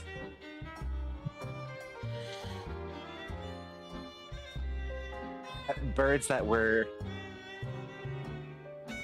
eating him. Dude. Oh my god. So Nice. This is I'm the glad worst Dagum way didn't get- anybody could have ever delivered news. we've made so many jokes about Chuckles being a cop. This is like the worst bedside manner of all time. I hope my death is delivered this way someday. Something behind Martha's eyes breaks, and she just stares empty into the middle distance. Now, do you know any birds by the name of Annalise, was it? Adelaide. Chuckles looks at the layer again. Yes, Adelaide, thank you. She stands, pulls a picture from the mantle, and shows it to you. She says, my daughter. Oh, that's not God. a This is raven. a terrifying visage. She's different. She's special. People don't Have you understand. considered that No, Adelaide may be not the different kid in the horror movie. Yeah. Did you ever consider having a different daughter? She slaps you. Oh my god, yes. God damn it. You tell me my son is dead, and then you insult my daughter. Get out of Maybe my I home. should have gone. Holy out. shit. This isn't my home. But I suppose I'll run the inn now that Isaac's gone. Just get out. Hey, how'd it go? Not good. Wow, what a fucking slapped it. shocker. She slapped it, huh? That bad. What did you say? That's the facts. And I quote, have you ever considered having a different daughter? Oh, I know Those that Raven with Blood Moon that? Hestus knows that Hestus would not have given these news very well. Why did we think the freaky fucking doll was gonna do it again? I don't know. You I know, don't know, I wanted... out of character, sometimes I sit here and go, man, I talk a lot. I love playing a party face. I should shut up for once and let someone else do something. And then this fucking happens. I was like, oh, Obnoct and Ravenwood Blood Moon have had a lot to say this session. Maybe someone else should have the chance. And now I'm about to grab Chuckles by the locket and yank it onto the ground and powerbomb it into the dirt. If you do that, Let's flash over to Dagum. Oh man. Good, I'm trying. Dagum, yeah, Dagum's looking for the animals, trying to make sure they're okay after the fire and everything. Since, you know, apparently Dagum is not able to deliver news well enough. We should have Honestly, said at Dagum. this It's point, we should have unbelievable. given him a shot. Yeah, I think Dagum's next man. There's a finite number of worst possibilities that could have happened there. I think Dagum would have at least been nice about it, if not a little bit weird.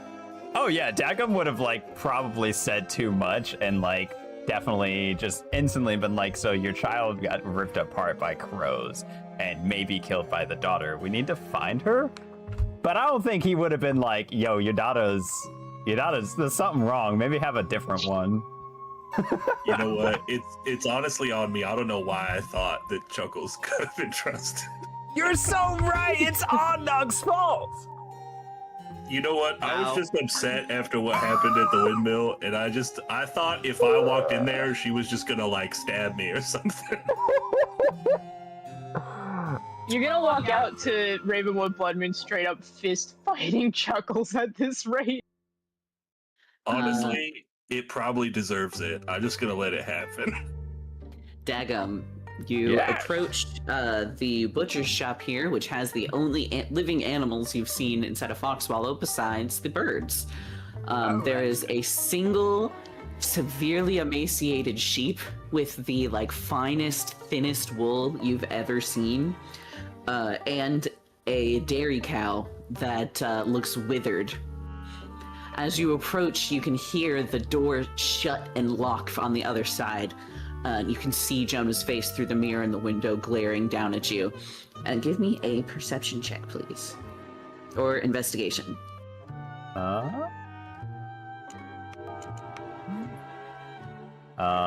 11?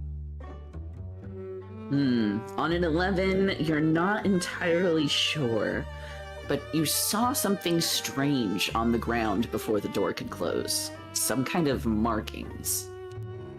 Okay. Hey, Jonah. Hey, I'm coming to check on the animals. How you doing, buddy? Rough day, Leave me huh? alone. What? What? I thought we were buddies. What? What? Why do you not like me? Hey! Hey! I don't know you. What? Yeah, that's the whole problem. We could be friends. This is what? What I do? You don't like Dagum? I don't know you. Yeah, we can fix that. What do you want? Take care of your animals and make sure they're okay after the big fire. They're fine. They've been fine for months. I mean, They won't have eat, you had but a they're lot of fine. fires in the past months? No. Okay, well, did you check on them after everything? Not yet. All right, well, don't worry yourself. Don't trouble yourself. I am not busy right now, so I'm happy to help. You know, I'm just trying to. I tried to put out the fire. I tried to save as many people as possible. You know, we're just doing our best to save the town and help out any way we can. I don't know why you feel a little inhospitable right now. What I do? I appreciate you and the work that you did to put out the fires. Yeah, thank you. You know what? No thanks needed. I'd hate to see a beautiful town like this burn up, especially one with animals in it. Glancing in through the window while you're talking to Jonah, you can see that the butcher's shop here is almost entirely bare bones. There's very little meat inside of it, and that makes sense since both of these animals out here, being the only animals that you have seen and being extremely important to the lifeblood of a town, the wool and the dairy, they're doing their best to keep these two alive. But inside, the only thing in the cases, the only thing hanging and drying is kind of messily plucked crow. On the ground, you see Jonah kick a rug to cover up some of the symbols that you noticed while you're chatting. It's a lovely little shop you got in there. Unless you got coin, I'm not opening the door today. I got coin. You hear him, like, hit his head against the door just a couple of times gently as he's, like, pulling himself together, and then you hear the lock slide open reluctantly. Sorry, I had to roll an insight to see if Dagum's clocking why he's upset about this. Hey, I mean, I'm not really sure how much I have, but if you don't want to like sell things today, that's okay too. I understand. It's been a big day and everything. Plus, I mean, with your son and everything, I understand. I'm so sorry too. Give me another investigation now that the door's open. Really good at those. That's a 12 minus 1, so 11. Same as before. Okay. You notice that there is a small back office to which the door has been unusually barred. There is a crossbar in the center of the door. There's a chain latch up at the top and a deadbolt, all three of them which seem to be locked. And on the floor, there is a bundle of dried wheat, barley, and flax, seemingly bound in a blood-soaked rag. As a purveyor and maker of totems yourself, you kind of recognize this. There's some kind of magic going on here.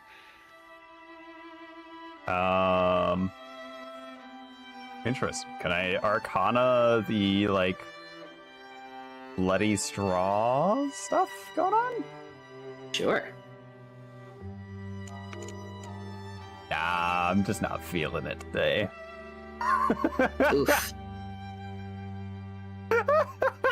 Nope, you don't recognize it. It's not your field. It's your area, but not your specific. That's so fair. That's so fair. Well, hey, Jonah, I'm sorry. I was just coming to check over on the animals and, you know, give my condolences for you about, what's his name? Isaiah?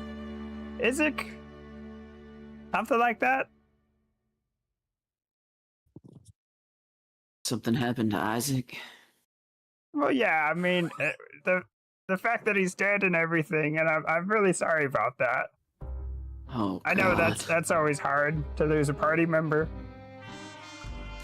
Party member? That's my stepson.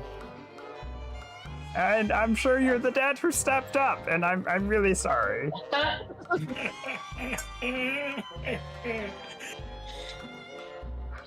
God, what a day. Did I we know know. he was a stepson? Sorry to interrupt. Yeah, well, William told us. That's always really hard and everything to lose someone you love, and you know. Hey, have you happened to see the daughter, the sister, his sister, recently? I don't want to talk about Adelaide right now. She's the whole reason this whole fucking day happened. Why? Really? Why? I mentioned to Martha again about sending her to the sanatorium. Yeah. That's It's what's good to be not a best- sanitary before eating. Yeah. I The call it the hospital. bathroom, but yeah. She's not well. I mean, I wouldn't be honestly if I lived in this town either.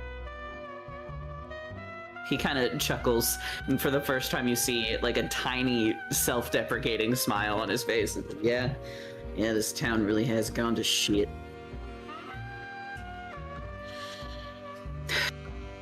If you find Adelaide, just be careful.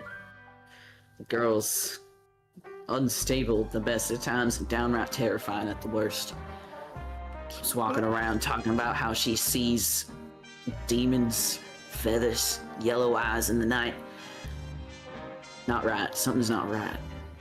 I mean, and he kind of like gestures to the entire town. it could be true. I mean, we could consider that. There was a weird fire that kicked up. Half of your... Oh, I'm sorry. Almost your entire town is scarecrows that were brawling in the streets in the middle of the fire. Not a care in the world. And that's not normal, believe it or not. The fire kind of went out just as fast as it started, from what I saw.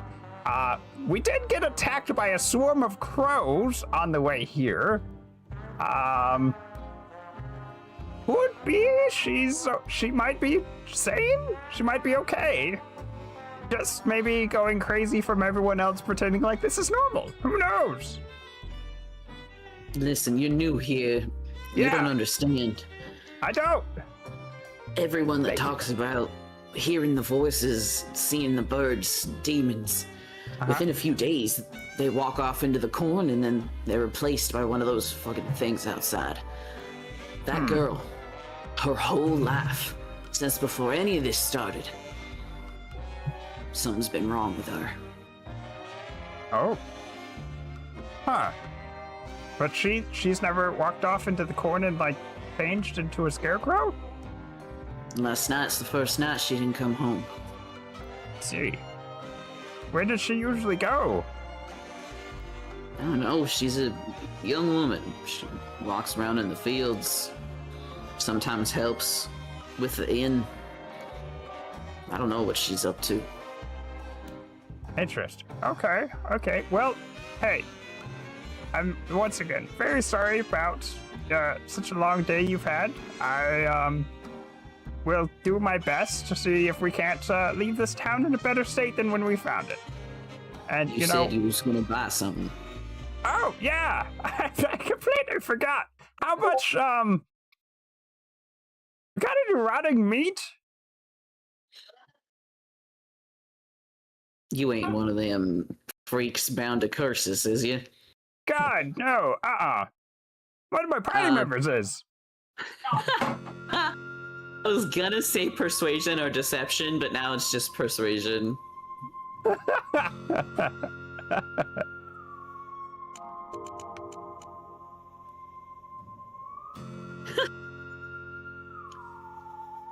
He side-eyes you. I don't think I want to be selling rotted meat to no strangers. That's okay. I don't trust Hey, what it's called. that's fine. Do you have some, like, rations or anything I could buy as well? And in all fairness, like, Pestis is good people.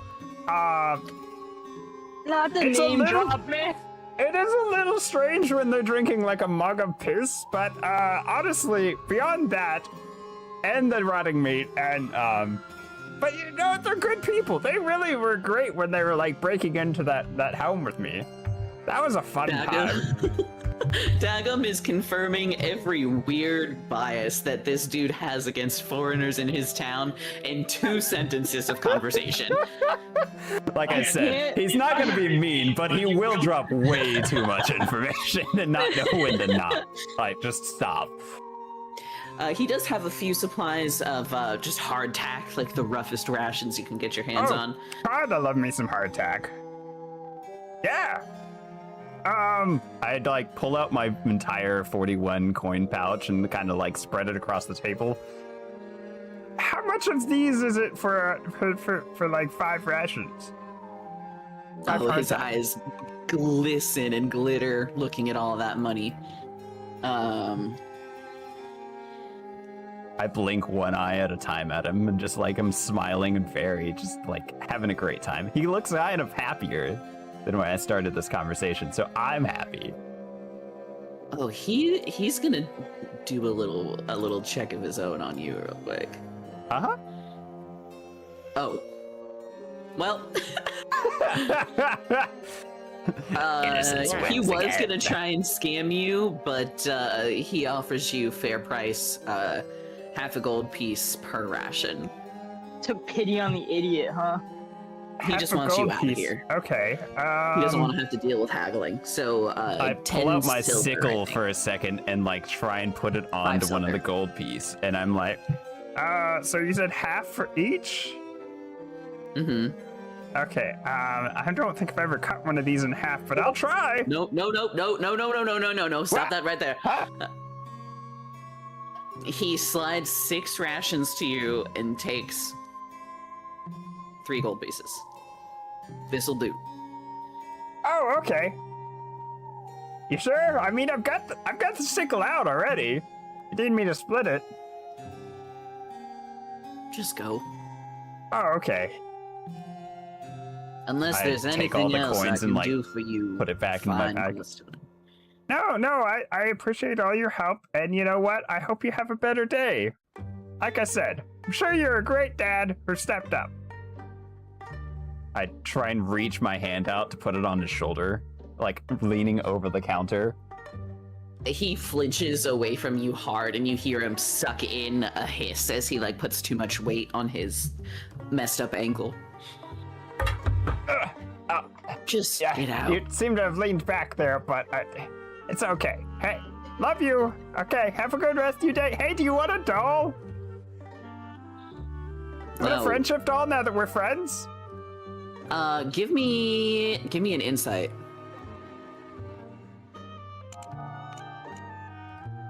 Natural 20 for 26. His eyes narrow at you as you reach out and hand him this totem, and you can clearly see his eyes dart over to the corner where his handmade little blood-soaked totem is also sitting, and he begins walking you out the door now. He is pushing you out of the facility. He thinks you know okay. more than you're letting on, and you don't know what he thinks you know. Yeah, hey, you have a great rest of your day, friend. And you know what? If you ever need a best friend to do best friend things with, I'll be here. Okay, you're close to the door As soon already. as you're Bye. outside, the door slams shut and locks and bolts behind you. It feels like it's gonna be hard to talk through this door, but okay. You know what? I'll see you later. Bye.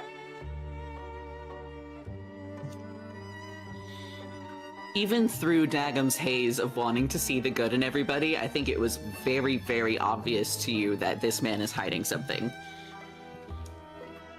Hey guys, did you know that the Jonah over there is you know, for one, a stepdad who stepped up, and 2, he seems to do totems just like me.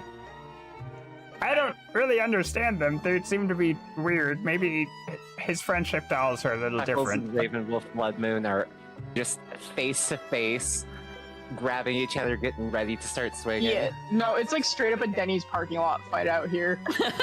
But yeah, Like, how'd you it's the guys? most pathetic windmilling possible, but we are fighting with our fists. I'm gonna swing my hands, and if you run into it, that's your fault. No, it's cool. Chuckles has a -1 to strength, so it can't do any damage unarmed. I've got you in a chokehold. Well, you have a mind. Ravenwolf Bloodmoon has more strength than you. You need an attitude adjustment, man. You can't just say that shit to people. And then you give him an attitude adjustment, the wrestling move. It's all true.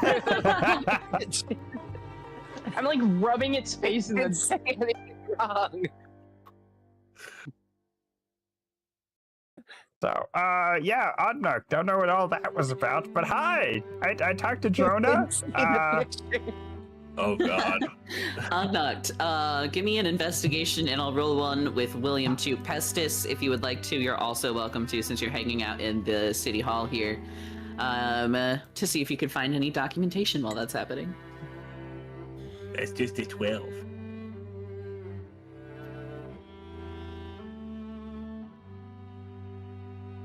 Pestis is going potty, so he might see a second. All right. Quick question: did a 12 fail? No, you do find Oh, okay. something. It's getting ready to use some class abilities. Just wait to see what he gets, and then we'll probably take a break. Again, is it time? It's probably time. It's time. Yeah. All right. On a 12, you find a track, a vinyl titled Virgil's Birdcage, one of old Jericho's classic songs, recorded, not a vinyl, like a wax music cylinder that phonographs play.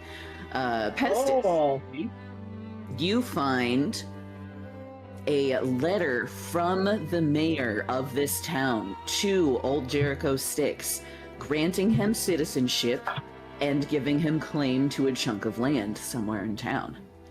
It even came with a birth certificate and everything. He is a proper registered member of this town. And with that, we'll go on a little break. Interesting. I'm feeling like Jericho did like a super naughty. Like there's no way. There's only one way to find out.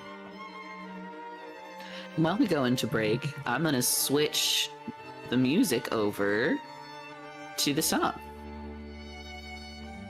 Oh boy. It's good. Alrighty. I will see you all in 3. Bye-bye. Alrighty then, chat. We are going to take our short little break right here. We're gonna let the ads run. Great time to stand up, stretch, do whatever little fun things you need to do. And then we'll see you soon. Thank you for sticking around. Hope you're enjoying the show. But there's much more fun to come. See you soon.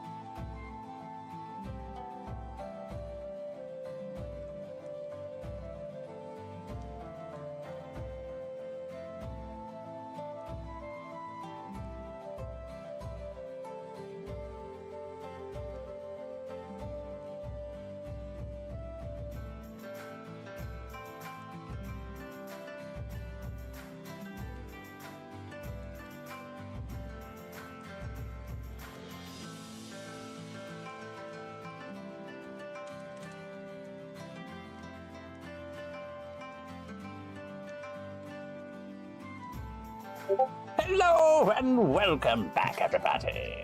Hope you used that time wisely, got some good self-care in, and are ready to hop back into the adventure.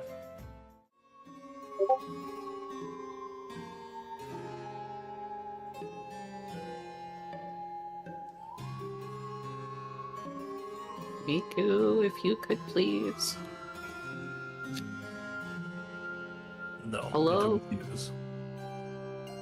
So, odd knock. So, you all have found a wax cylinder with a recording on it, and verification that old Jericho Sticks was, in fact, a full-fledged and verified member of Foxwillow.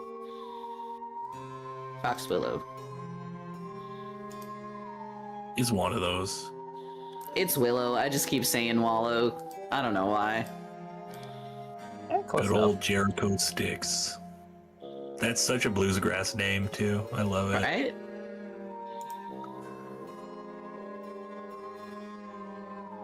All right. So, we know that this bard was a member of the town. We know that we have one potentially super evil child. We got a corpse, and we got people disappearing in the cornfields. I think the only thing to do is to go into the cornfields. I don't know. I'm workshopping here. We're blue sky phase. I would Hey. like to suggest two things. I will convey everything I learned from hanging out with Jonah, including the strange friendship totem he seems to be making that's got blood on it that seems a little different than mine. But, he's got the spirit, and I think that's important. I will convey everything that he mentioned about the stepdaughter who's been seeing this kind of stuff for years but not had anything happen to her until last night when she didn't show up. And I will also convey that Dagum would benefit from a long rest if possible. I don't know how long we've been in town, and well, I know we haven't been in town long, but I don't know how long it's been since our last long rest. If that's even possible. I mean, I do agree. It's been kind of a day. I wouldn't mind starting fresh in the morning. Hey, Ravenwolf, Chuggles, can y'all stop fist fighting in the street? We gotta strategize.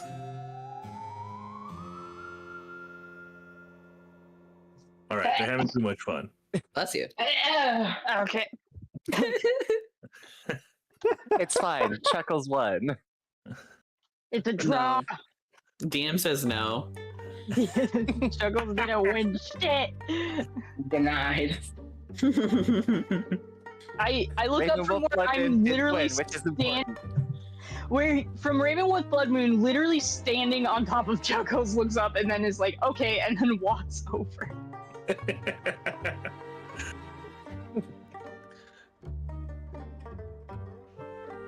What's up, boss? All right, we were just talking.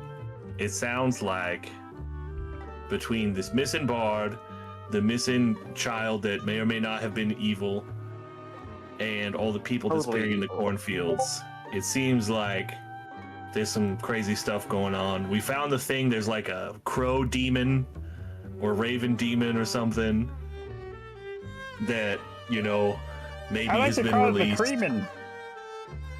No. I don't see another way forward other than going into the cornfields.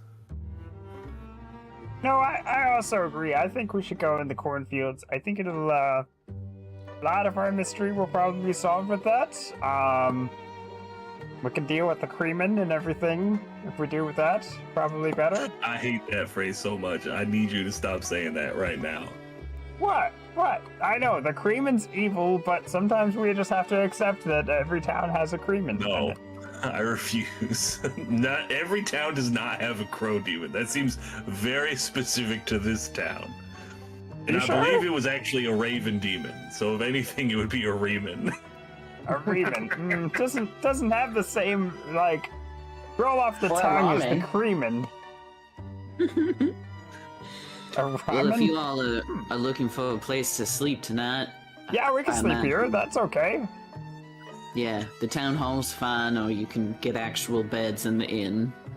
I think we have burned all of our metaphorical bridges with the inn, if I It's just the understand town what hall. Charles did correctly. Jonah might let us sleep in his shop, his butcher shop. I don't think we're wanna do friends that. now. Nah, we are friends. Chuckles He's didn't even do working on his anything friendship wrong. doll. Yeah, you know, in the absence of an actual mayor to tell us we can't sleep in the town hall, I say we do that. Is William not the Wilson- mayor? Do they need a mayor? I have an idea. I We already do. started handing out the buttons. I Oh, hand good, William good. a musty for mayor button. Thank you. He genuinely appreciating your guys' help. His like neutral attitude towards you all has slipped towards favorable quite considerably. He pins that button right to his Hell yeah. Yeah! Alright. Yeah, I Another think- one need a for the mayor. Empire. I do say, I think we should definitely have some sort of watch system set up, though. I do not trust something foul not to happen in the dark. You're right. William, do you mind watching us sleep? It's the least I can do. All right, we'll Thanks. work out a whole rotation. You No, can ask Dagum, you have to Jonah. help. Jonah's a good friend of mine if you need to go ask him for help too. I'm sure he won't mind watching us sleep. I refuse to have Jonah anywhere near me while I sleep. See, William pulls at his collar like, ugh. Nah, we'll keep it just amongst ourselves. But if anything happens, you know, if the jack-o'-lanterns go wild again, we'll still go out and help the people. But we'll just keep to ourselves if nothing else happens. Pull some couches together. Make yourself some food. There's a small kitchen in the back. Whatever you want, it's yours. All right. Well, I'll rustle up some grub, but it's going to be spicy. I'll tell you that right now. At this, when everyone starts laying down, he's gonna try to sneak off to that dead body they were talking about. Oh no! That's why Pestis. Pestis wanted first watch. Pestis! All right, buddy, give me stealth. Okay, dokie. I will also remind Oddknock, I have the cauldron that's totally never been cleaned yet, but I can make special food in that. I am not eating anything It's out of that Chuckles is until it's been Building cleaned. a fire. Chuckles is building a fire to dry itself out, so you want to throw that A off. fire and dry in that the out. half-burnt place that we're in. No, There's a it's a fireplace. fireplace that didn't burn. Oh, okay. The fire was everywhere but the fireplace. I don't think that anyone has a passive perception higher than that. Let me just click Passive that. perception Check. 16. Yeah, Ooh, mine is Uh, 13 too. Dagum spots you on your way out. I No one try to else. give him like the shush and like keep on going. Dagum will audibly go, okay. Ah! Nobody else bothers because Dago just talks all the time. I'm so glad you agree, Dagum. Yeah? What? Sure. So anyways, like I was saying, I think that the cauldron There should be is less technically birds. clean because every time the heat hits it, it doesn't have that weird funky smell to it anymore. I refuse. I'm not eating anything that comes out of that cauldron. I got some really good like dried The stuff fact from that you Jonah. don't know what it is doesn't make it any better. It's from Jonah though. You're I don't want able anything to Jonah. you're able to creep out while this conversation is happening and make your way down to the windmill. Making our way downtown. What is it you are looking for on the body? I'm just gonna take a little nibble. No way. Oh, What's your alignment? Oh god. Not good, you're not. Can we also like address like this is you are basically eating a person right now. Like, yeah, he you was a would good consider guy. this eating a person. This is a good dude. We don't know if he was good or I'm bad. just putting him to good use. Nobody's gonna know. It's my little secret. I'm hungry. Oh, they hungry. Give me a Constitution saving throw. Uh-oh. To see if you're even able to will yourself to do this, even though you want to. That's wrong. 21. Huh. That's Texas comes natural. from a nasty little place, and whatever's there, you use it. He's dead. He doesn't know I'm fucking eating him. And plus, nobody else is here watching. Nobody else knows. Yeah. What if Isaac's Cannibalism's ghost not watching? that They'll bad, know. right, chat?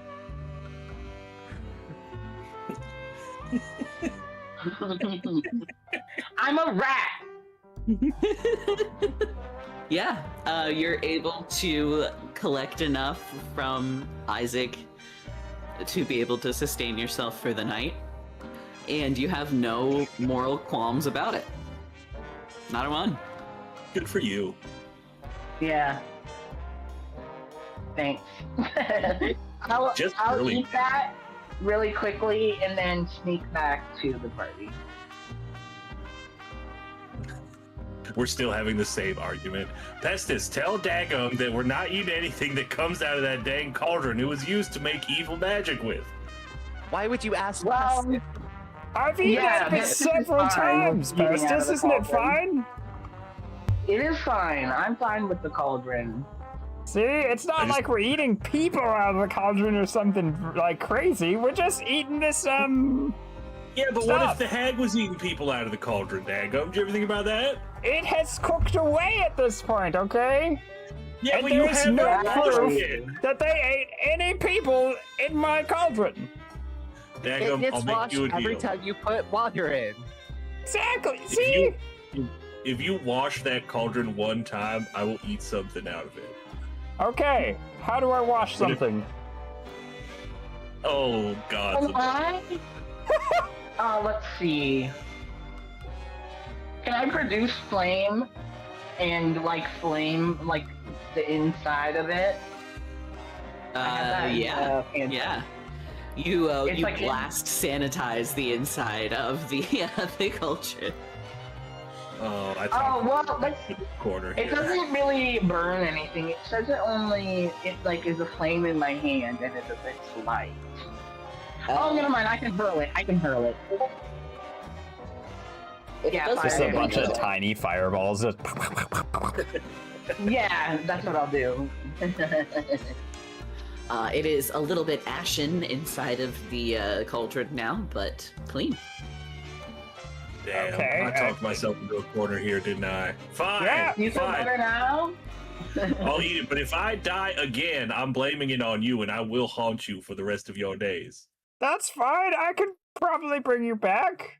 Not even gonna put any more pocket sand in there, okay? I'm gonna make you a delicious meal. I supervise Dagum. Make sure he doesn't throw anything weird in there.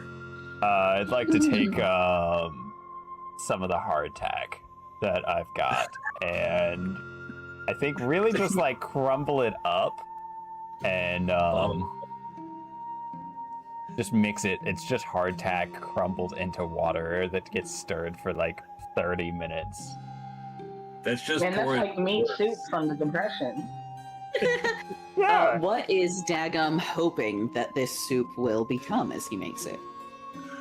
Honestly, Dagum knows so little about cooking. I think it would most likely become a delicious pasta. Here, Dagum. Here, I'll knock it up a little bit for you, and I just throw just a dash of Old Bay seasoning in there. Oh no, we don't want anything old. That's why I'm using the tack, the hardtack. No, trust me on this, Dagum. I'm gonna eat the food out of the cauldron, but you just let me throw this in there. Okay. Is it Old Bay or Old Bay? I'm pretty sure it's Ole Bay, as in OLE. Right. But Yes. I don't know. It's old. Pick your favorite interpretation, and that's what it says. As you Olay stir Bay. your pot, hoping to make a delicious and nutritious meal for your party and prove Oddnock wrong, you see ingredients that you didn't add in slowly begin to emerge into the soup, and the town Oh hall. my god, it's fucking working! The town hall fills with a warm, comforting scent as a thick, delicious stew appears inside the cauldron, made from nothing but hardtack and water. There we go. Made- See? You made the fucking ragu, man. How did you do this?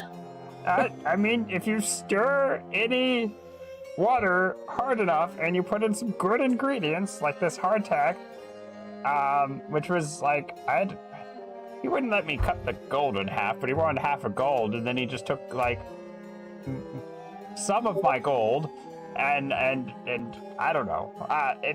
You want some? Dagum, I have to tell you, this Yeah? doesn't happen with any old cauldron. This isn't how making food works. I think this is a special property of this cauldron. But that doesn't make sense. This is just my magical cauldron. And I think the magical part there is the key word, Dago. William is drawn by the scent of this delicious ragu and almost appears to you all like floating on a trail of the scent smoke, bowl already in hand, drool forming and like clumping in the corner of his beard. Can I have some of that? That smells divine. Absolutely. I'm imagining yeah. like the Bugs Bunny or the old cartoons where they're like, Oh yeah, like the the smoke, the steam coming off of it is like beckoning him forward with a finger. Oh yeah, no, I made 10 people's worth in this. Does anybody want to take some to Miss Langtree? Or As you Jonah? say that, there is a hesitant knock on the door of the town hall. I will go to open it because I've learned I can't trust anyone else. I'll speak of the best Martha- friend. Who could that be? Miss Langtree stands outside of the town hall, also bowl and spoon in hand, looking down at the floor. There's like the slightest bit of blush in her cheeks as she's embarrassed, but she says, "That smells divine." Oh, well, would you like to come in and join us for a spot of supper, Miss Langtree? Her eyes lock with William for just a moment, and she looks back down at the floor and nods. Well, friend, come on I in. made a red Everyone's room. welcome around here. Thank you. If there's one thing I learned from my good friend Old Rusty is that communities, they gotta look out for each other. And I know we're newcomers here, but as long as we're in town, we're a part of your community. And we're gonna look out for you however we can. Her eyes are red, her face is puffy, like she's been just weeping this entire time. I doubt that Jonah will come, even though it smells beautiful. He's too stubborn to ask for help. Well, if I was to say leave a bowl on his porch, do you think he would help himself to it if no one was looking? That old fool more likely to toss it to the sheep. Well, at least the sheep will get fed. I'll bring Jonah a bowl and just put it on his porch. Don't forget to tell him it's from his best friend. I say nothing. I drop it off and run away.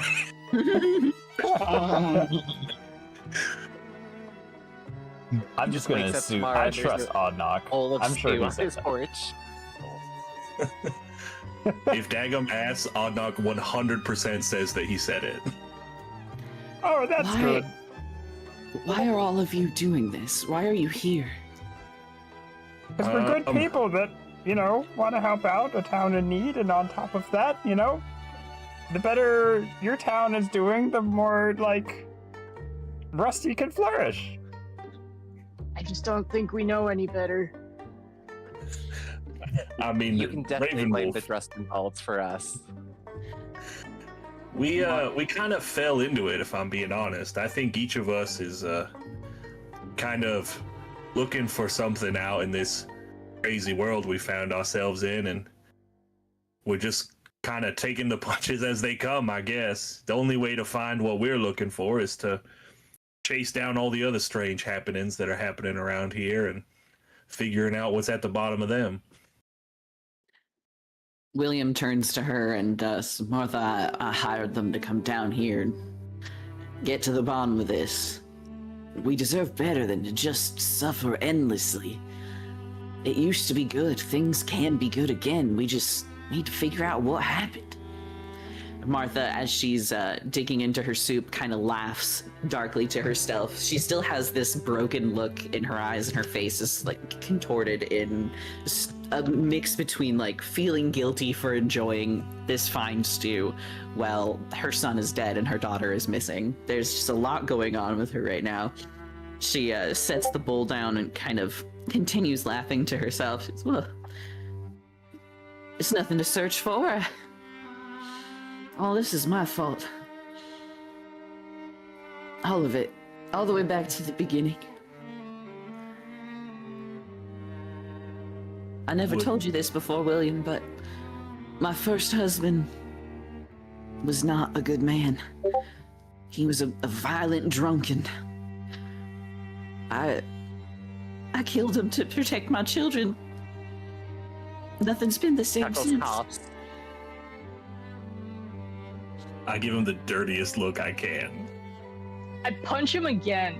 Sorry, I punch it again. In the face. The beatings will continue until you fix your attitude! Now, Yes, cops. I like desperately am trying to cover for this, and I go over to him like, Miss Langtree, you know, we were just talking to William about this earlier, you know. There's bad things that happen all over this world, you know, and sometimes I'll say this with all the honesty of my heart. Sometimes you do something that you feel is bad because you know it's the only way to make things good again. Now, I believe you when you say you did what you did for the safety and security of your children. And, you know, not having any children myself, I would honestly say if I was in your position, I very well might have made the exact same decision that you did. In fact, I've heard stories of people who did just the same. I don't know what's going on in the town, but, you know, you're not alone in your experience, and I would be surprised if all of what has happened could be laying solely at your feet alone. William joins you and places a hand on her other shoulder. Surprisingly, she does not flinch away from his affection. She goes, Martha, that happened almost 20 years ago now. And things have only just started getting bad. This isn't your fault. Dude, above board, like, I'm not saying this in the game, why did she marry the weirdo with the blood dolls instead of, like, this nice guy? Maybe she And just then has we bad find out taste. she has like an even worse ex-husband. People make Yeah, I'm bad gonna choices. second Odd Nog. I think she might just be kind of attracted to bad people.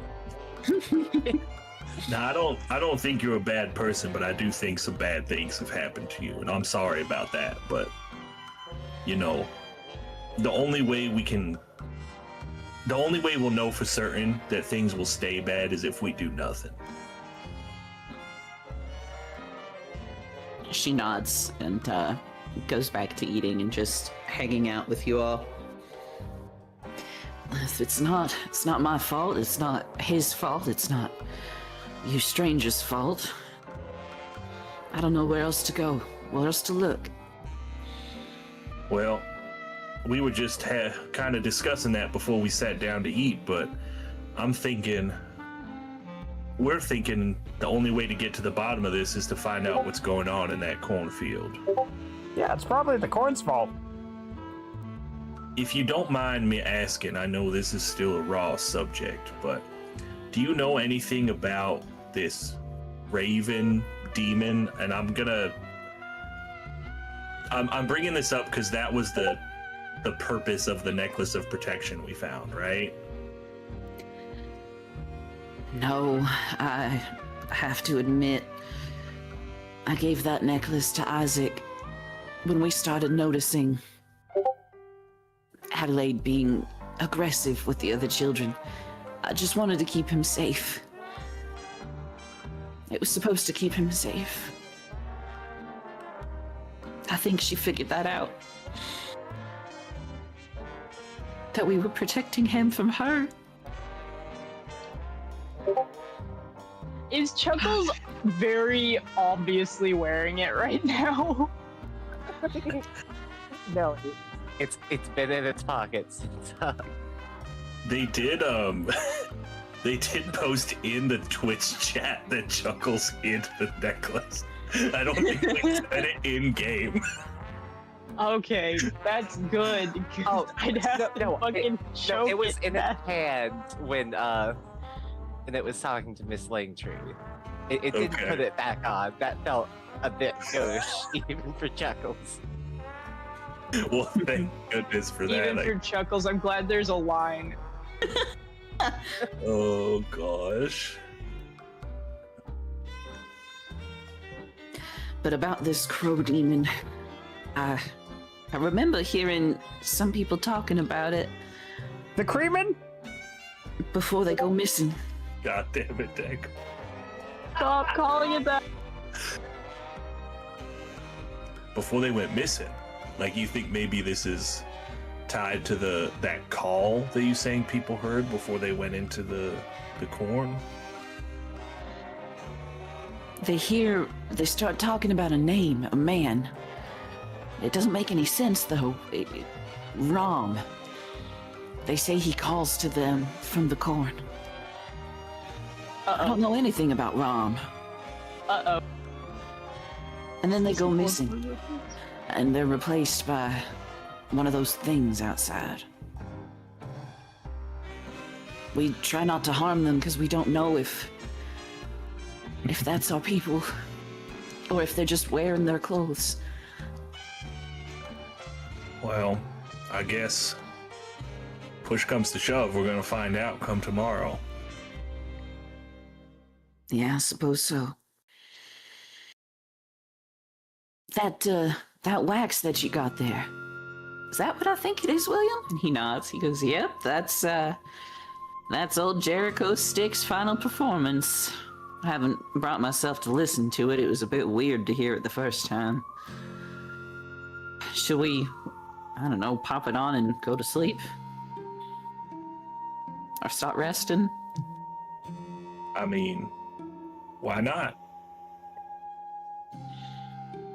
A little bit of music to keep the darkness at bay.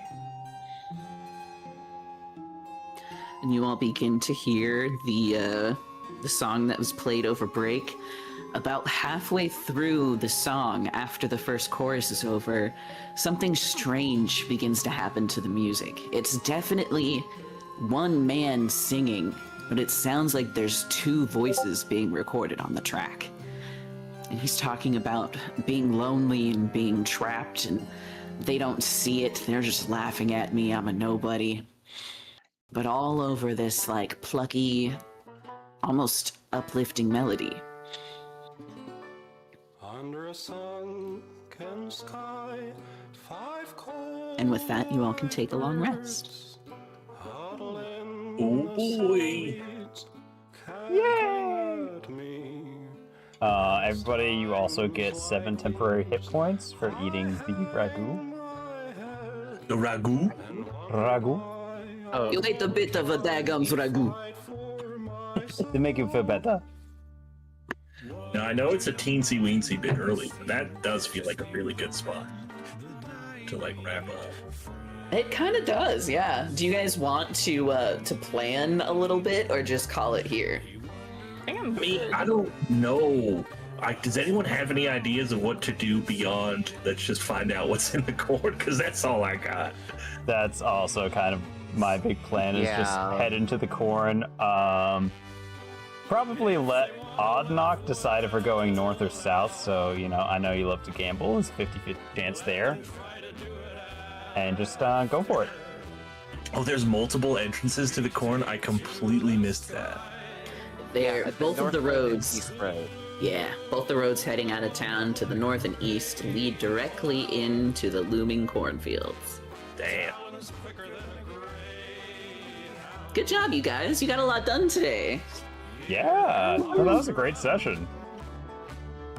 Thank If you you for- didn't save Jonah, I did just want to point out Oh no. Martha would be unable to apologize to, or Jonah would be unable to apologize to Martha, and he dies, so her anger towards him keeps the scarecrows alive. They continue to stalk the town, and now whenever characters roll initiative inside of Foxwillow, 2 pumpkin heads join combat on an initiative count of 20. The remaining pumpkin heads will continue fighting to the death and will continue spreading the fire. Any remaining, any townsfolk still living will take shelter in the town hall. The town hall's sturdy roof prevents serious damage, but all other buildings in the town square eventually burn to the ground. Oh my god. townsfolk? Good job, child killer William Oddnock. and Martha, I guess. It was all worth it. And frankly, I feel like I'm not getting praised enough for murdering that. I don't think anybody else saw it, but Pestis and Chuckles also saw flickers inside of J3 and J10. Like somebody peeked out their Right. windows when Jonah, Martha, and William got back to town. Yeah, so Pestis and Chuckle should go talk to those people, the 2 most socially well-adjusted of all of us. In all fairness, I don't think Pestis has done anything wrong in this town that we know of. That anybody has been witness to. Yeah, but it's Pestis. As I far as did have we to know, clarify. Pestis just kind of lives a quiet life. They're I just don't. kind After of the piss hanging mug, out. I doubt. Like, that was our introduction to them, and the rest of the time they've just been really chill. Well, except for the last time we went to like that inn in the first town. Like the Oh, first you time we were there. Oh, But that also only affected them, so I think Oddnog will have completely forgotten about it. Honestly, I like Pestis, especially after our little like rat heist we did together. Oh, dude, the rat is Newfound so funny. appreciation for my other best friend. He's wrestling with his demons every day. Well, he needs to stop eating them too. Oh, I can show you guys this fucked up family tree now. It might be kind of hard to see. Oh, wait, no, that's fine. It's not that much of spoilers. There's one Oh thing my on god, here you guys haven't Natalie discovered. murdered Isaac. Who could have foreseen this? Oh, she had an affair with William. A long time ago. Both of her children were adults. So that affair's been going since the first marriage. And And then she she went still and married the other dude? Yep. Damn! Yo, I think they William- just had a kid. Like straight up, I think William just deserves better. Like I think William is the loser here. Like this sucks. I mean, we could bring William with us. We should not bring William anywhere. Put him on old Rusty's campaign trail. He'll be the deputy mayor. This man's so trustworthy. Look at sheriff. how sad his eyes are. Yeah. That's a sheriff if I ever saw one right there. He Yeah. is sad and handsome. He's sad and handsome. No, see, Why- he stands behind old Rusty so that the balance between the two of them looks like one well-adjusted person. For real? oh, is that going to be his vice mayor? Yeah, it's the deputy mayor. And then we have Jonah. I don't like that dude. He has weird energy. No. Yeah, I don't know about my new best friend. He's got like blood dolls nailed to his walls. Like I'm like, girl. I'm amazed Get nobody it else wanted to together. like go and check on that after I was like, oh yeah, he's also doing the same kind of weird dolls as me, but his has blood and I don't really understand them. I mean, Everybody's just like, And yeah, Marth- all right, whatever. to be fair, we all did see when Dagum went evil how hard he locked in and almost killed everyone. I feel like we would have been more traumatized. Yeah, if it's not an immediate threat, it's not my problem. Honestly, at this point. Hey, DM, There's, what, like, too what level much- are we going to on this campaign as well? There are stories to take you to. 20, going all the way. There is a after story that can take us to 20 if we really wanted to. Oh my god. But the people who made this game actually kind of recommend that you don't if you want to play like Crooked Moon as intended. It's almost like level 20 is weirdly unbalanced and kind of shit. Yeah. What? Yeah. How dare you? How could you possibly say that? I'll say it again. To me, on the day that I killed a child. It's a very special day for Odd Knock. Yeah.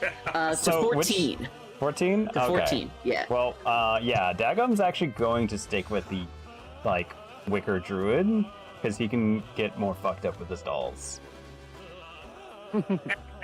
They get a lot worse. It's great. I can actually just, like, start summoning them and attaching them. What?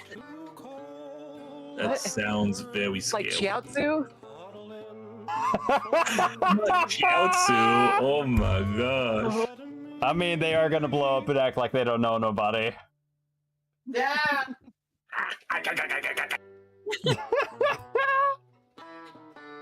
Oh gosh. All right, well, thank you, Fallen. Thank you, rest of the party. This has been a fantastic episode 13. Really happy to be back in our normal schedule and missed you guys. We missed you too, Wiz. Yeah, I missed y'all too. Oh. I had so much fun today. Well, we're gonna have just as much fun next week as we go and eat corn. Woo! That's the plan, right? Yeah, we're gonna eat our way through the giant corn. Let's just turn the entire field into popcorn and call it a day. Yeah. Green Lantern did suggest that, kind of. So, not a bad idea. Alright, well, goodbye. Take care of yourselves. Goodbye. I'll see you all next week. Goodbye. Bye. Bye. Bye bye. Adios.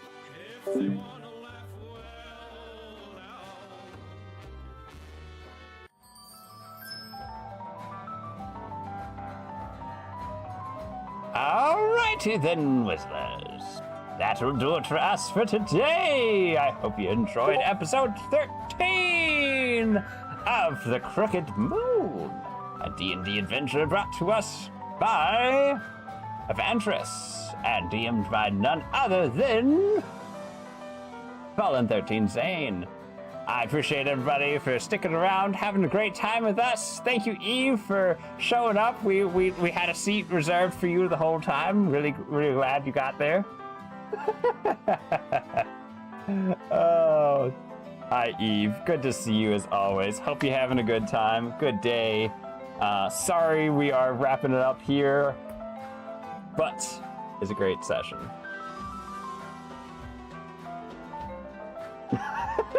0.2 seconds.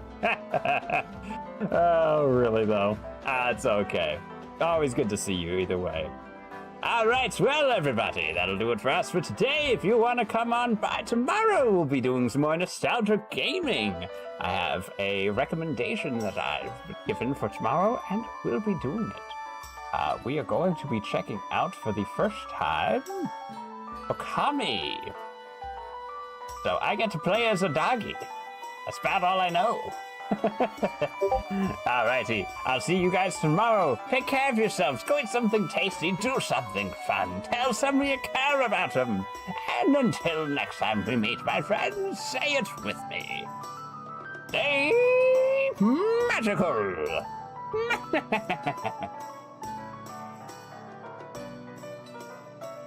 Just adding words to what I say. Goober. All right. There's our raid message. If you'd like to raid on out with us, you're more than welcome to copy that or post whatever you want. We are going to raid on out, spread the love to another fantastical streamer. If you stick around for the raid, you get some bonus channel points you can use to run all kinds of fun redeems we have here on the channel. If you can't stick around for the raid, that's okay too. Totally understand. Either way, have a magical rest of your day, everybody. Goodbye, toodaloo!